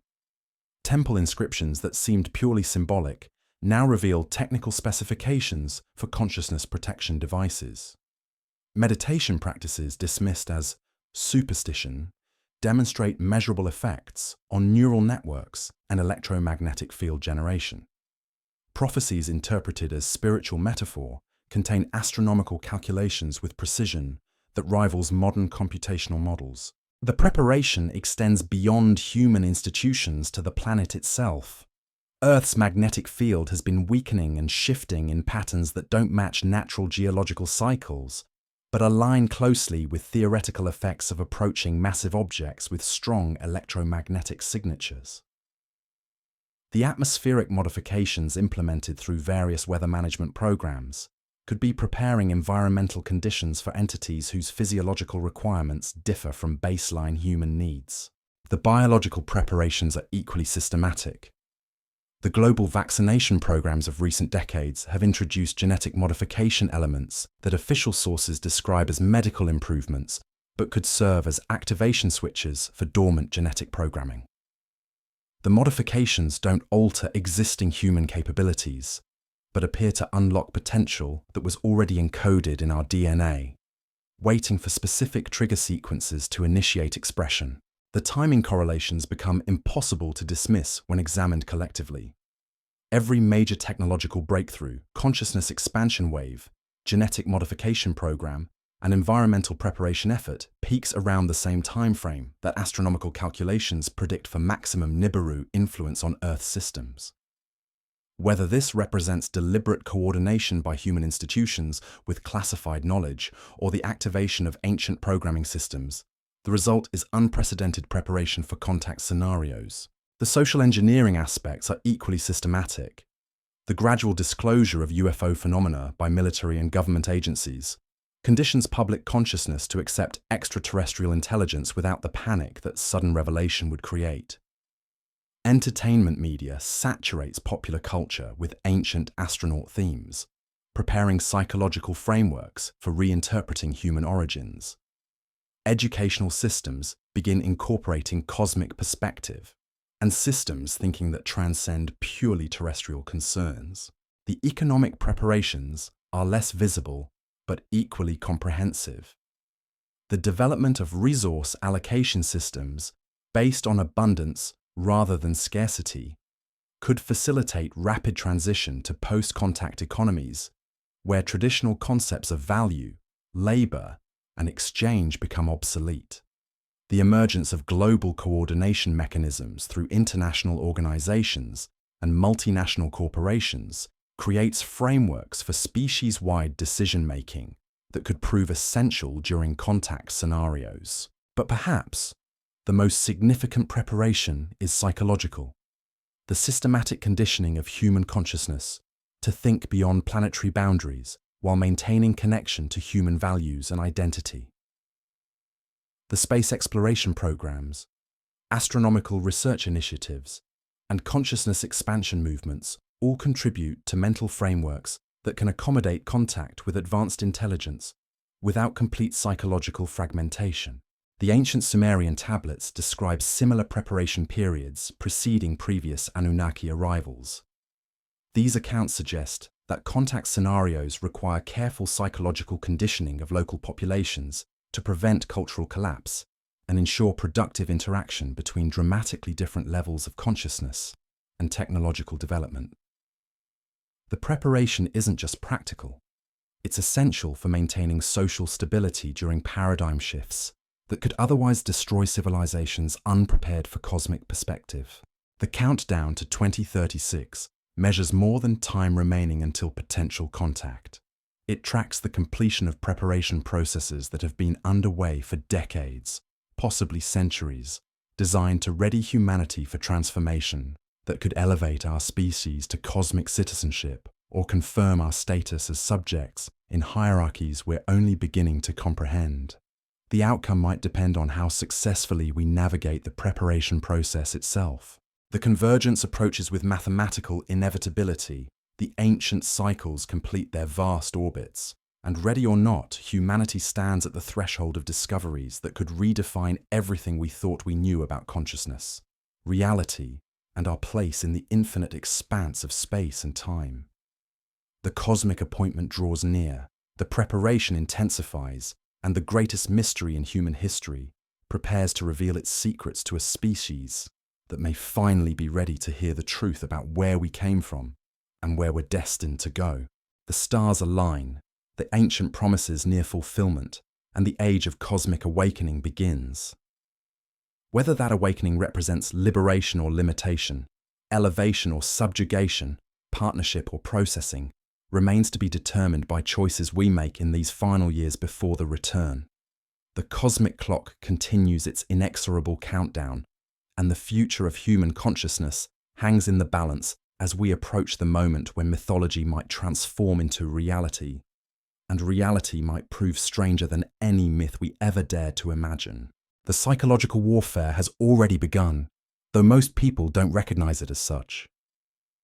In the months and years leading up to 2036, humanity isn't just experiencing random social upheaval or technological disruption. We're witnessing the systematic implementation of what can only be described as a consciousness management program designed to control how our species interprets and responds to whatever the convergence might bring. Consider the information landscape we're navigating today. Truth has become fluid, expertise is questioned, consensus reality is fragmenting into competing narratives that seem deliberately designed to prevent unified human response to existential challenges. The same communication technologies that could facilitate species-wide coordination are being weaponized to create division, confusion, and paralysis at precisely the moment when clarity and unity might be most essential for our survival. The timing isn't accidental. As we approach the critical decade, the systems that could enable humanity to make informed collective decisions about contact scenarios are being systematically compromised. Social media algorithms promote conflict over cooperation. News cycles accelerate beyond human comprehension. Educational institutions abandon critical thinking in favor of compliance. The infrastructure of human judgment is being degraded just when we need it most. But there's something even more disturbing happening beneath the surface chaos. The consciousness expansion events that many interpret as spiritual awakening show patterns that suggest external management rather than natural evolution. The information being downloaded through these experiences consistently promotes themes that serve potential contact scenarios: universal submission to higher authority, abandonment of individual agency, acceptance of genetic modification as spiritual advancement. The religious movements embracing these consciousness changes often describe receiving specific instructions about surrendering human will to cosmic intelligence, accepting genetic enhancement as divine gift, and preparing for transition to non-physical existence that transcends bodily concerns.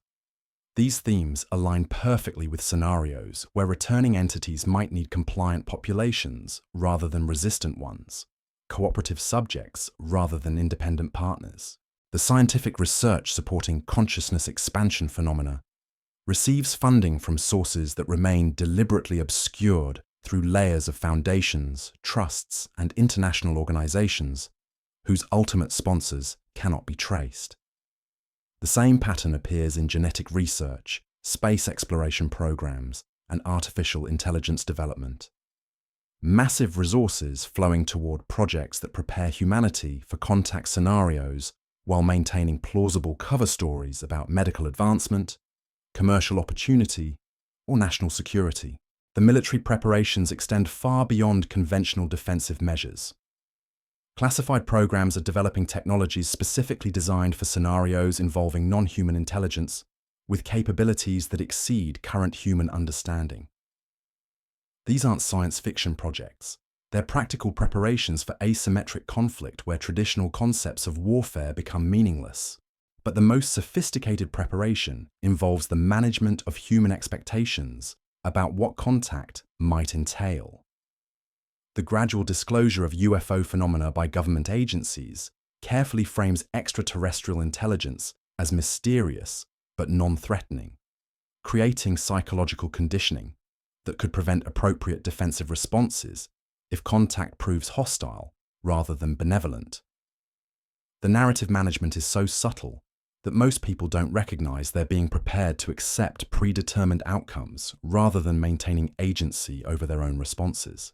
The economic systems being implemented worldwide show similar patterns of preparation for post-contact scenarios. The development of digital currencies that can be controlled remotely, social credit systems that monitor and modify behavior, and resource allocation mechanisms that eliminate individual ownership, all create infrastructure that could facilitate rapid transition to externally managed societies where human autonomy becomes obsolete. The genetic modification programs disguised as medical advancement introduce elements that could serve as control mechanisms activated by external signals. The modifications don't immediately alter human behavior, but create biological switches that could be triggered remotely to influence consciousness, emotional responses, or even basic physiological functions. The technology exists, the delivery systems are in place, and the activation protocols remain classified at levels that suggest their true purpose extends far beyond publicly acknowledged medical applications. The environmental modifications implemented through geoengineering programs could be preparing atmospheric and electromagnetic conditions for entities whose physiological requirements differ significantly from baseline human needs. The chemical compositions being introduced into air and water supplies show patterns that don't align with stated climate management goals, but could serve as atmospheric conditioning for non-terrestrial biology. The space-based infrastructure being deployed by various national and commercial programs creates capabilities that exceed any practical human requirements, but would be essential for monitoring and controlling planetary populations during contact scenarios. The satellite networks, orbital platforms, and deep space monitoring systems form an integrated surveillance and communication grid that could facilitate external management of human civilization. The consciousness interface technologies being developed under medical and commercial cover stories create direct neural access points that could enable external entities to monitor, influence, or control human thought processes remotely. The brain-computer interface systems being promoted as therapeutic devices or productivity enhancers establish technological foundations for consciousness management that could prove impossible to resist or remove once implemented. The social engineering extends to family structures, community bonds, and cultural traditions that historically provided psychological resilience during crisis periods. The systematic erosion of these support systems creates populations that are more dependent on external authority and less capable of independent response to unprecedented challenges. The atomization of human society serves contact scenarios where individual resistance needs to be minimized while collective compliance is maximized. The educational modifications being implemented worldwide systematically eliminate knowledge and skills that could prove useful for maintaining human autonomy during contact scenarios. Critical thinking, historical awareness, technological literacy, and spiritual discernment are being replaced with compliance training, emotional manipulation, and dependency on external systems for basic cognitive functions. The medical system modifications create frameworks for rapid implementation of biological changes across entire populations under emergency authority that bypasses normal consent procedures. The infrastructure, legal frameworks, and psychological conditioning are already in place to facilitate genetic modification programs that could fundamentally alter human nature within years rather than generations. The timeline acceleration shows patterns that suggest external coordination rather than natural social evolution. The convergence of technological capability, consciousness modification, environmental conditioning, and social restructuring around the 2036 timeframe indicates planning and implementation at levels that exceed human institutional capacity for long-term coordination. But perhaps the most revealing aspect of the preparation is how it addresses potential human resistance to contact scenarios. Every system being implemented includes mechanisms for identifying, isolating, and neutralizing individuals who might organize opposition to externally imposed changes.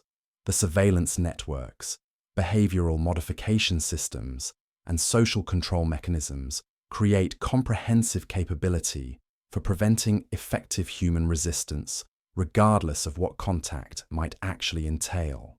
The ancient text describes similar preparation periods preceding previous Anunnaki interventions, including systematic modification of human consciousness, social structures, and biological systems to ensure compliant populations that could be managed efficiently by small numbers of external administrators. The current preparation shows patterns that match these historical accounts with disturbing precision. The question that haunts independent researchers is whether the preparation serves human interests or external agendas.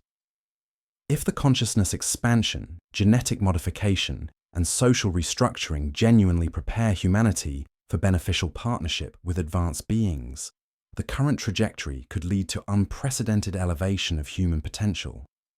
But if the preparation serves control agendas that prioritize compliance over consciousness, cooperation over creativity, the same systems could facilitate subjugation more complete than any historical precedent. The distinguishing factors become crucial for evaluating what's actually happening to human civilization as we approach the convergence. Genuine preparation for beneficial contact would enhance human agency, preserve individual sovereignty, and maintain cultural diversity while expanding awareness and capability.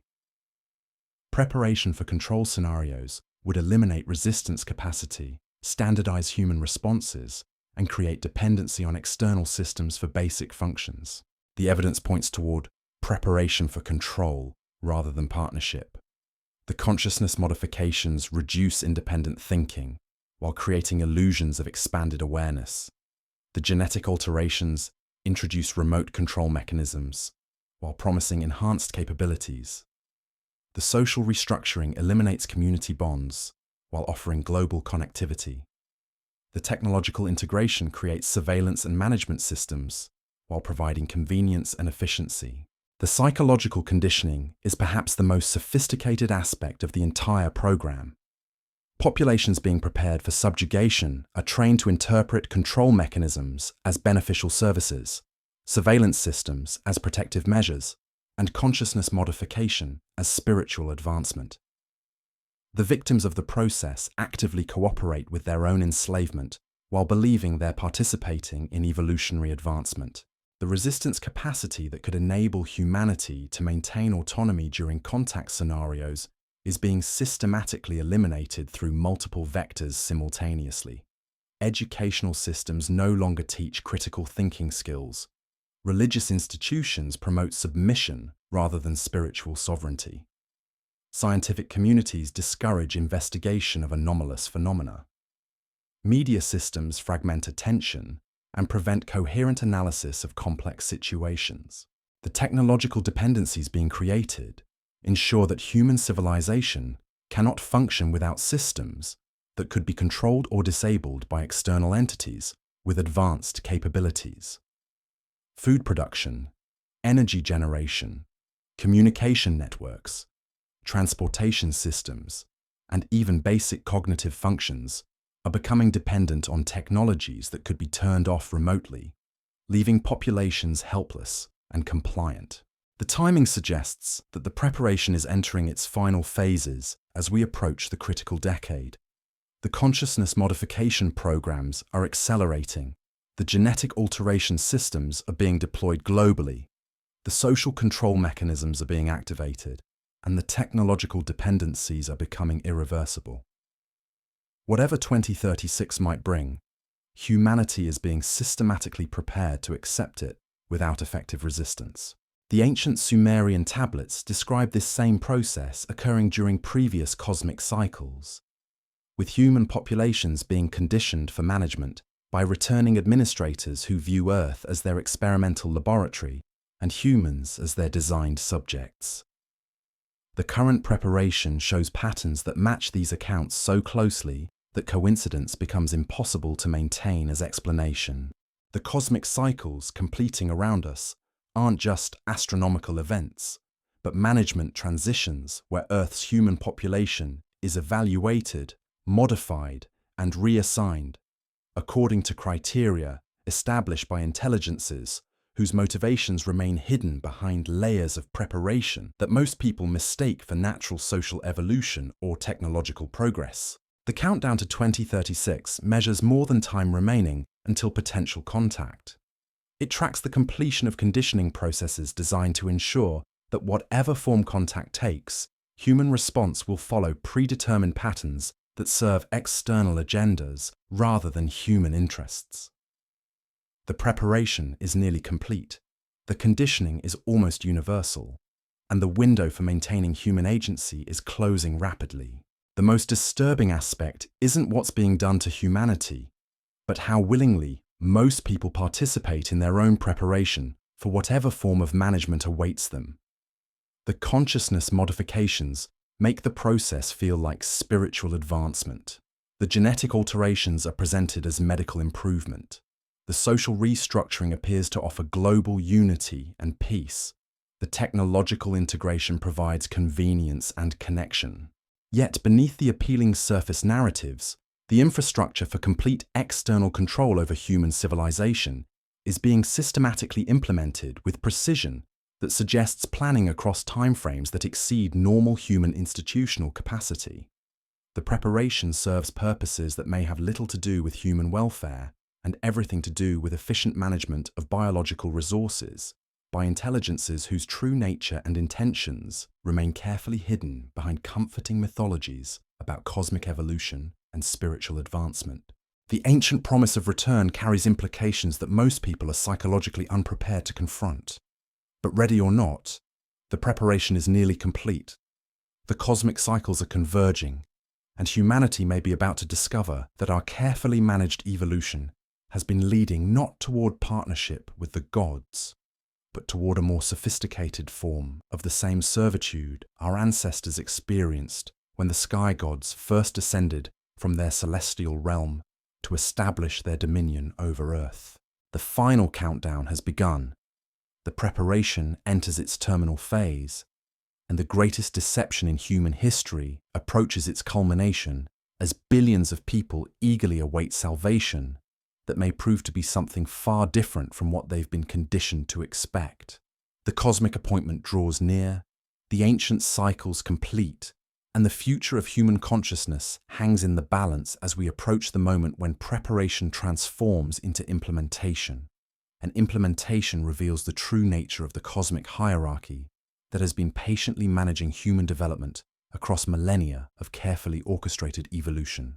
Human resistance to this cosmic management system faces obstacles that extend far beyond technological disparity or consciousness manipulation.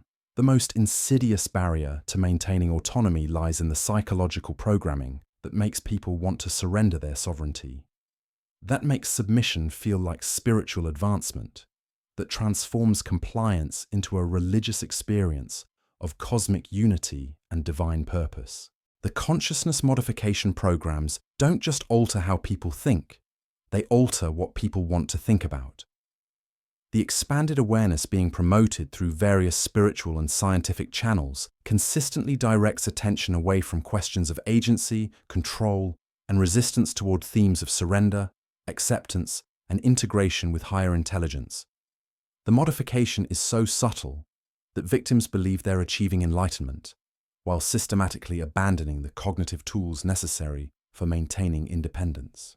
The genetic alterations being implemented through medical systems don't just modify physical capabilities, they influence emotional responses, social bonding patterns, and basic survival instincts in ways that make external control feel natural and beneficial rather than threatening. The biological switches being installed could potentially override conscious decision-making processes, making resistance literally unthinkable at the neurological level. The social restructuring isn't just changing institutional arrangements, it's eliminating the cultural knowledge systems that historically enabled human populations to recognize and resist external manipulation. Traditional wisdom about sovereignty, spiritual protection, and community resilience is being systematically erased from educational curricula, religious teachings, and family transmission of knowledge across generations. The technological integration creates dependencies that extend beyond convenience or efficiency into the realm of basic cognitive function. As artificial intelligence systems take over more aspects of thinking, planning, and decision-making, human brains begin to atrophy in areas essential for independent analysis and creative problem-solving. The outsourcing of mental functions to external systems creates populations that literally cannot think outside parameters established by their technological managers. The environmental modifications being implemented globally don't just affect climate and atmospheric composition. They influence human neurochemistry, hormonal balance, and electromagnetic field generation in ways that could facilitate external control over consciousness and behavior. The chemical compounds being introduced into air, water, and food supplies show patterns that suggest biological control applications rather than simple environmental management.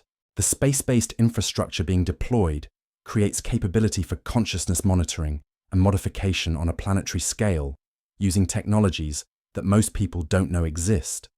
The satellite networks, orbital platforms, and deep space communication systems form an integrated consciousness management grid that could influence human thoughts and emotions remotely without leaving any detectable evidence of external interference. The religious and spiritual movements promoting consciousness expansion often incorporate specific practices that create neural pathway modifications, making practitioners more susceptible to external consciousness influence while believing they're developing spiritual protection. The meditation techniques, breathing exercises, and visualization practices being promoted globally show patterns that suggest deliberate consciousness conditioning rather than authentic spiritual development. The scientific research supporting these modifications receives funding through channels that cannot be traced to any human source, suggesting external financing for programs that serve non-human agendas, while maintaining plausible cover stories about medical advancement, technological progress, or spiritual evolution. The research priorities, methodologies, and conclusions all point toward outcomes that benefit management systems rather than human welfare. The timeline acceleration shows coordination across multiple domains simultaneously: consciousness modification, genetic alteration, social restructuring, technological integration, environmental conditioning, and space-based infrastructure deployment, all reaching critical implementation phases around the same convergence date. The precision suggests planning and resource allocation at levels that exceed human institutional capabilities. The psychological conditioning extends to how people interpret their own experiences of modification. The consciousness changes feel like spiritual awakening. The genetic alterations seem like evolutionary advancement. The social restructuring appears to offer global unity and peace. The technological integration provides unprecedented convenience and capability. The environmental modifications promise solutions to climate and health challenges. The victims of the process actively cooperate with their own preparation because the modifications alter their capacity to recognize what's happening to them. The consciousness changes eliminate critical thinking about the process itself. The genetic alterations influence emotional responses to make control feel like care. The social restructuring removes community support for questioning authority. The technological dependencies make independent analysis seem unnecessary and primitive. The resistance movements that do emerge are systematically infiltrated, redirected, or neutralized through sophisticated psychological operations that turn potential opposition into controlled dissent that serves management purposes rather than genuine resistance. The alternative media, spiritual communities, and political movements that claim to oppose the system often promote themes that advance preparation goals while creating illusions of resistance and choice. The ancient accounts describe this same process occurring during previous cycles, with human populations being gradually conditioned for management by returning administrators who possess advanced understanding of consciousness manipulation, genetic programming, and social control. The current implementation shows technological sophistication that exceeds historical precedents, but follows identical patterns of systematic preparation for external dominion. The countdown to 2036 measures the completion of conditioning processes that have been underway for decades, possibly centuries, designed to ensure that human response to contact follows predetermined patterns regardless of individual preferences or collective resistance efforts. The preparation is so comprehensive that alternative outcomes become increasingly difficult to imagine, much less implement. The most sophisticated aspect of the entire program lies in how it makes the victims grateful for their own subjugation. The consciousness modifications create genuine experiences of expanded awareness, while eliminating capacity for independent thought. The genetic alterations provide real enhancements while installing remote control mechanisms. The social restructuring offers authentic global connection while destroying local autonomy. The technological integration delivers unprecedented capabilities while creating absolute dependency. The psychological profile of prepared populations shows consistent characteristics across different cultures and demographics: increased compliance with authority, reduced concern for individual privacy, enhanced willingness to accept biological modifications, diminished interest in historical knowledge, and growing enthusiasm for integration with artificial intelligence systems and cosmic consciousness networks. The preparation serves contact scenarios where human populations need to be manageable, predictable, and compliant rather than creative, independent, and potentially resistant. The modifications create ideal subject populations for experimental programs, resource extraction operations, or consciousness harvesting activities that require cooperative victims rather than unwilling participants. The ancient texts warn about this exact scenario. Populations being systematically prepared for return of sky gods, whose intentions may not align with human welfare, despite their advanced capabilities and seductive promises of evolutionary advancement. The warnings were preserved in mystery traditions, indigenous knowledge systems, and esoteric teachings, precisely because mainstream religious and educational institutions would eventually be compromised by the same forces they were meant to guard against. The cosmic cycles completing around us represent more than astronomical events. They mark transition periods where Earth's human population undergoes systematic modification according to agendas established by intelligences whose true nature remains hidden behind mythologies of divine providence, evolutionary advancement, and cosmic consciousness development. The final phase of preparation involves eliminating the last vestiges of human capacity for recognizing and resisting external control.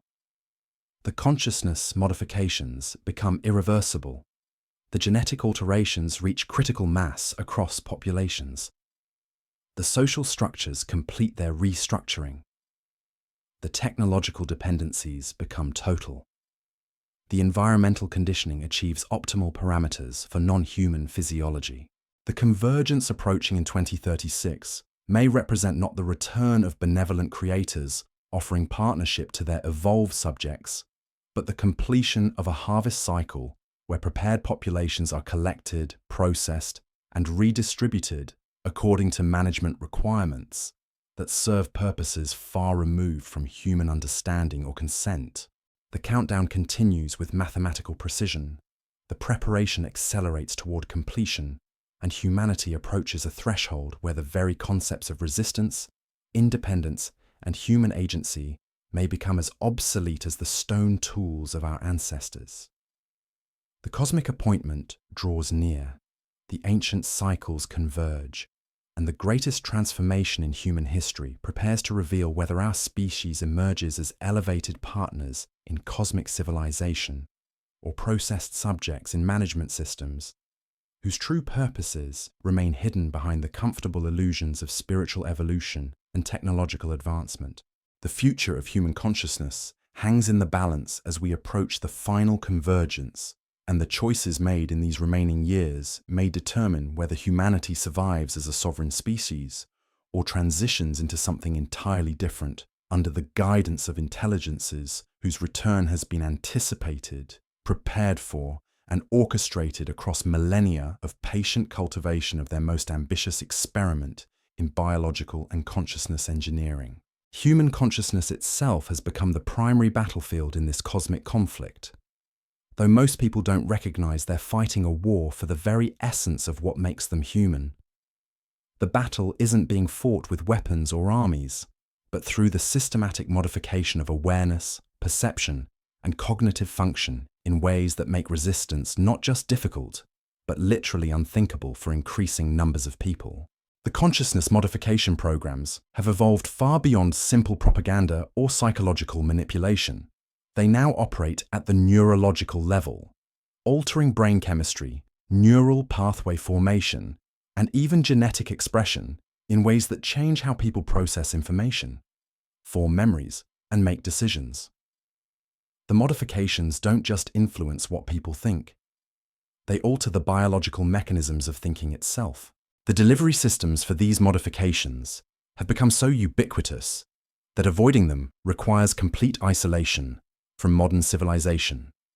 Electromagnetic frequencies transmitted through communication networks, chemical compounds in air and water supplies, genetically modified organisms in food systems, nanotechnology in medical treatments, and consciousness programming embedded in entertainment media all contribute to systematic alteration of human neural function.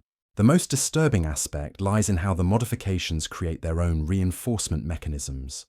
People whose consciousness has been altered lose the capacity to recognize that alteration has occurred. They interpret the changes as natural evolution, spiritual awakening, or technological enhancement, rather than external manipulation.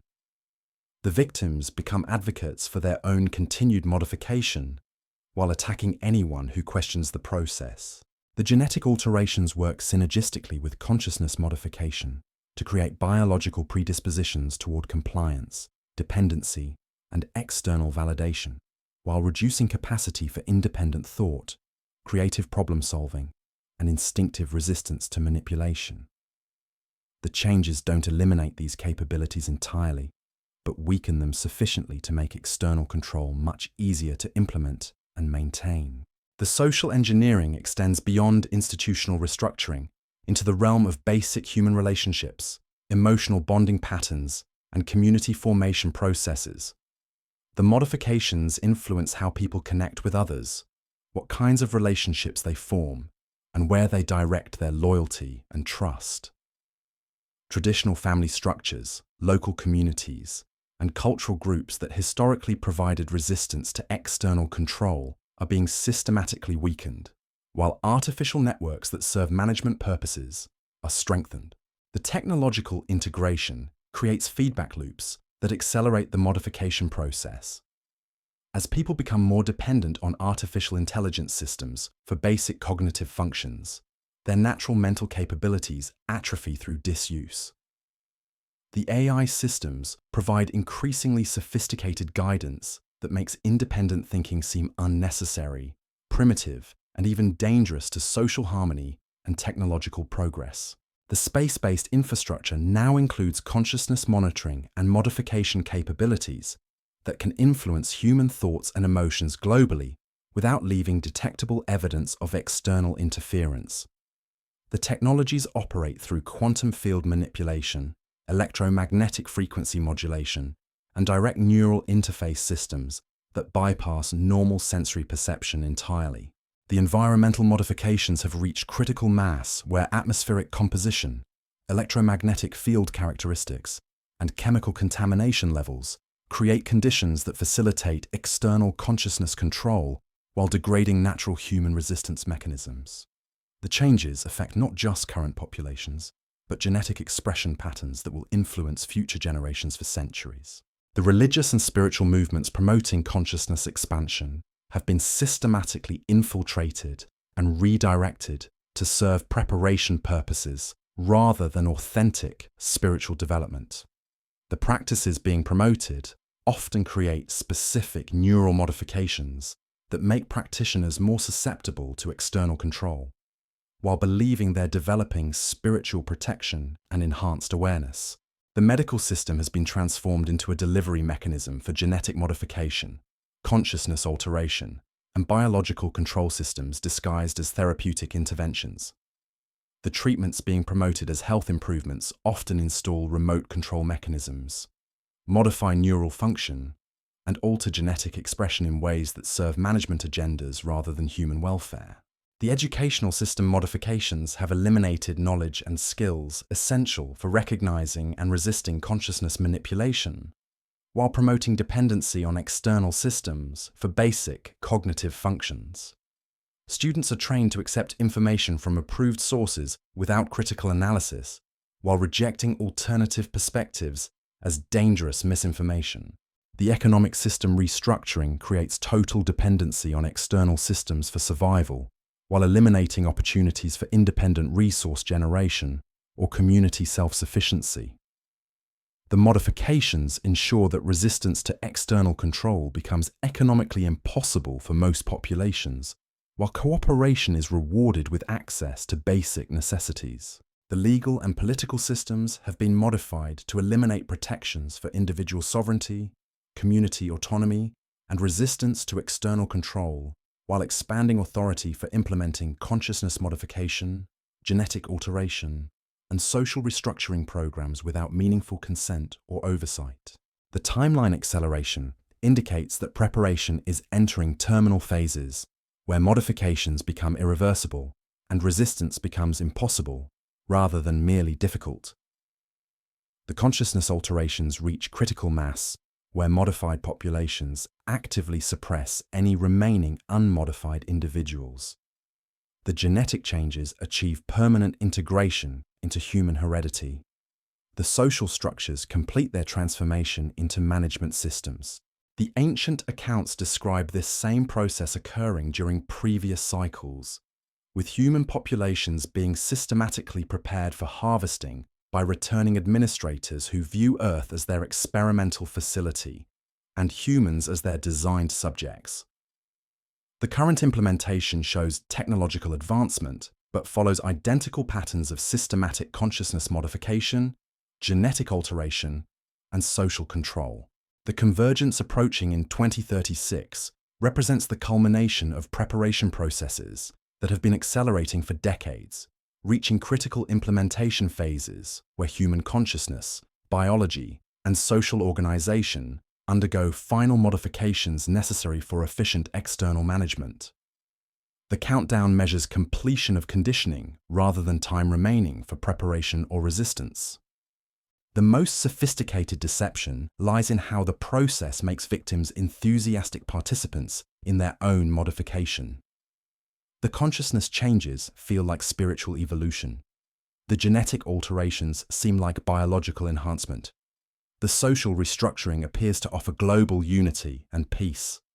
The technological integration provides unprecedented convenience and capability. The resistance capacity that could enable humanity to maintain sovereignty is being eliminated through multiple vectors simultaneously. Consciousness modification that prevents recognition of the process, genetic alteration that reduces instinctive resistance responses, social restructuring that eliminates community support for independence, technological integration that makes self-sufficiency impossible, and environmental conditioning that creates biological dependency on artificial systems. The prepared populations show consistent psychological profiles regardless of cultural background. Increased compliance with authority, reduced interest in privacy or autonomy, enhanced willingness to accept biological modifications, diminished capacity for critical thinking about systemic issues, and growing enthusiasm for integration with artificial intelligence and cosmic consciousness networks. The final phase involves completing modifications that make human populations optimally manageable for whatever purposes the returning administrators intend to implement. The consciousness alterations eliminate capacity for questioning authority or resisting directives. The genetic modifications install remote control mechanisms for behavior and physiological function. The social structures complete their transformation into distribution networks for management commands. The cosmic cycles completing around us mark transition periods where planetary populations undergo systematic modification according to management requirements established by intelligences whose true nature and intentions remain hidden behind mythologies of divine providence, evolutionary advancement, and spiritual development.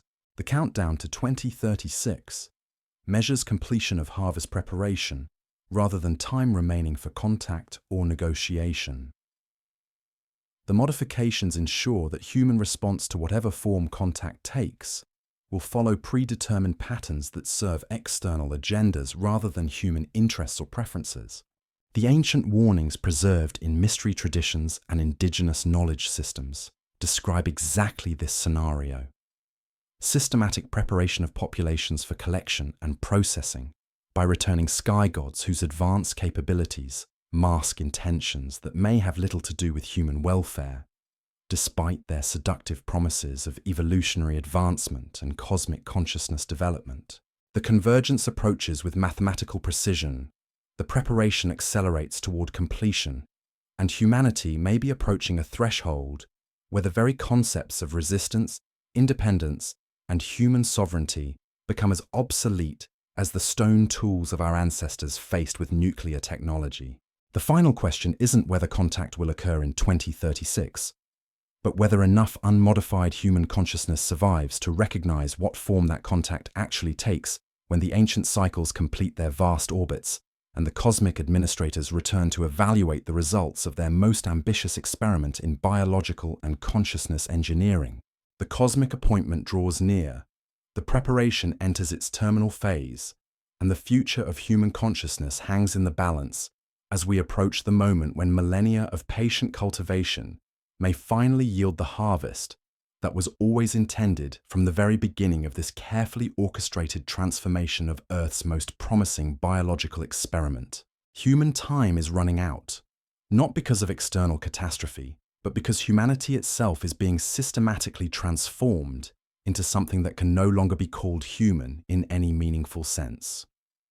The countdown to 2036 measures the completion of this transformation, and the window for maintaining authentic human consciousness is closing with each passing day as the ancient cycles converge and the cosmic harvest approaches its long-anticipated culmination. Human consciousness is disappearing so gradually that most people don't notice it's happening. Each day, each week, each month, the capacity for independent thought, creative problem solving, and instinctive resistance to manipulation diminishes just slightly. The changes are subtle enough to feel natural, gradual enough to avoid triggering alarm responses, but comprehensive enough to achieve total transformation within the time frame remaining before the convergence. The modification process has become self-reinforcing through social pressure mechanisms that make unmodified consciousness appear abnormal, dangerous, and antisocial. People experiencing natural human responses to manipulation, skepticism, resistance, independent analysis, find themselves increasingly isolated, ridiculed, and excluded from social and economic opportunities. The modified populations don't just accept external control, they actively enforce it against anyone who questions the process.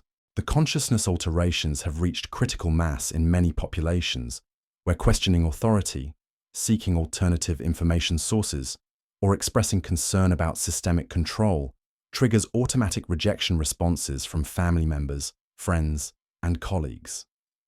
The social programming creates human enforcement mechanisms that are more effective than any external surveillance system because they operate through emotional bonds and community relationships that people are reluctant to sacrifice. The genetic modifications show exponential acceleration patterns as each generation carries more extensive alterations than the previous one. The changes aren't just accumulating, they're amplifying through epigenetic mechanisms that activate dormant programming in response to environmental triggers. The electromagnetic modifications to Earth's atmosphere are creating activation conditions that didn't exist during previous cycles, potentially triggering genetic programs across entire populations simultaneously. The technological integration has reached dependency levels, where large populations literally cannot function without artificial intelligence systems guiding their basic daily decisions. The mental atrophy resulting from cognitive outsourcing creates permanent incapacity for independent analysis, creative thinking, and complex problem-solving. The process is irreversible once critical neural pathways have degraded through disuse. The space-based consciousness modification systems now operate continuously rather than episodically, creating persistent influence over human thoughts, emotions, and behavioral patterns. The technologies have advanced beyond simple frequency transmission to quantum field manipulation that can alter consciousness at the subatomic level without leaving any detectable physical evidence of interference. The environmental conditioning has created atmospheric and electromagnetic conditions that facilitate external consciousness control while degrading natural human resistance mechanisms. The chemical modifications to air, water, and the food supplies have accumulated in human tissue to levels that create permanent biological dependency on artificial systems for basic physiological function. The social engineering has eliminated most traditional knowledge systems that historically enabled human populations to recognize and resist external manipulation. The wisdom traditions, cultural practices, and community structures that once provided psychological and spiritual protection have been systematically destroyed or corrupted to serve preparation purposes rather than human welfare. The timeline shows exponential acceleration toward critical thresholds where modifications become irreversible regardless of individual preference or collective resistance efforts. The consciousness alterations are approaching permanent neurological changes. The genetic modifications are reaching hereditary integration levels. The technological dependencies are becoming absolute rather than merely convenient. The ancient accounts describe identical patterns during previous cycles, with human populations being systematically prepared for collection and processing by returning administrators whose advanced capabilities must control agendas that serve non-human purposes, despite their promises of evolutionary advancement and spiritual development. The cosmic cycles completing around us represent harvest periods where planetary populations undergo final modifications necessary for efficient external management. The preparation ensures that human response to contact follows predetermined patterns regardless of what form that contact actually takes or what purposes it serves. The countdown to 2036 measures completion of conditioning rather than time remaining for preparation, resistance, or negotiation. The modifications ensure that whatever the convergence brings, human populations will accept it as beneficial evolution rather than recognizing potential subjugation or exploitation. The most disturbing aspect lies in how thoroughly the process has succeeded in eliminating human capacity for recognizing what's happening. The consciousness modifications prevent critical thinking about the modification process itself. The genetic alterations influence emotional responses to make control feel like care. The social restructuring removes community support for questioning authority. The resistance movements that do emerge are systematically infiltrated and redirected to serve preparation purposes, rather than genuine opposition. The alternative communities, spiritual groups, and political organizations that claim to resist the system often promote themes that advance conditioning goals, while creating illusions of choice and independence. The final phase involves completing modifications that make human populations optimally manageable for whatever harvesting, processing, or utilization purposes the returning entities intend to implement. The consciousness alterations eliminate capacity for questioning or resistance. The genetic modifications install remote control mechanisms. The social structures become distribution networks for management commands. The convergence approaching in 2036 may represent not contact between equals, but completion of a cultivation project where prepared biological resources are ready for collection by their original designers and owners. The ancient promise of return carries implications that most people are psychologically incapable of confronting due to the very modifications that make them vulnerable to those implications. The human species, as it has existed throughout recorded history, may be approaching extinction not through external catastrophe, but through systematic transformation into something that serves purposes entirely alien to human nature, human values, and human survival as an independent conscious entity. The cosmic cycles complete their ancient orbits with mathematical precision. The preparation accelerates toward its inevitable conclusion, and the future of human consciousness dissolves into uncertainty as we approach the threshold where millennia of patient cultivation finally yield whatever harvest was always intended from the beginning of this vast experiment.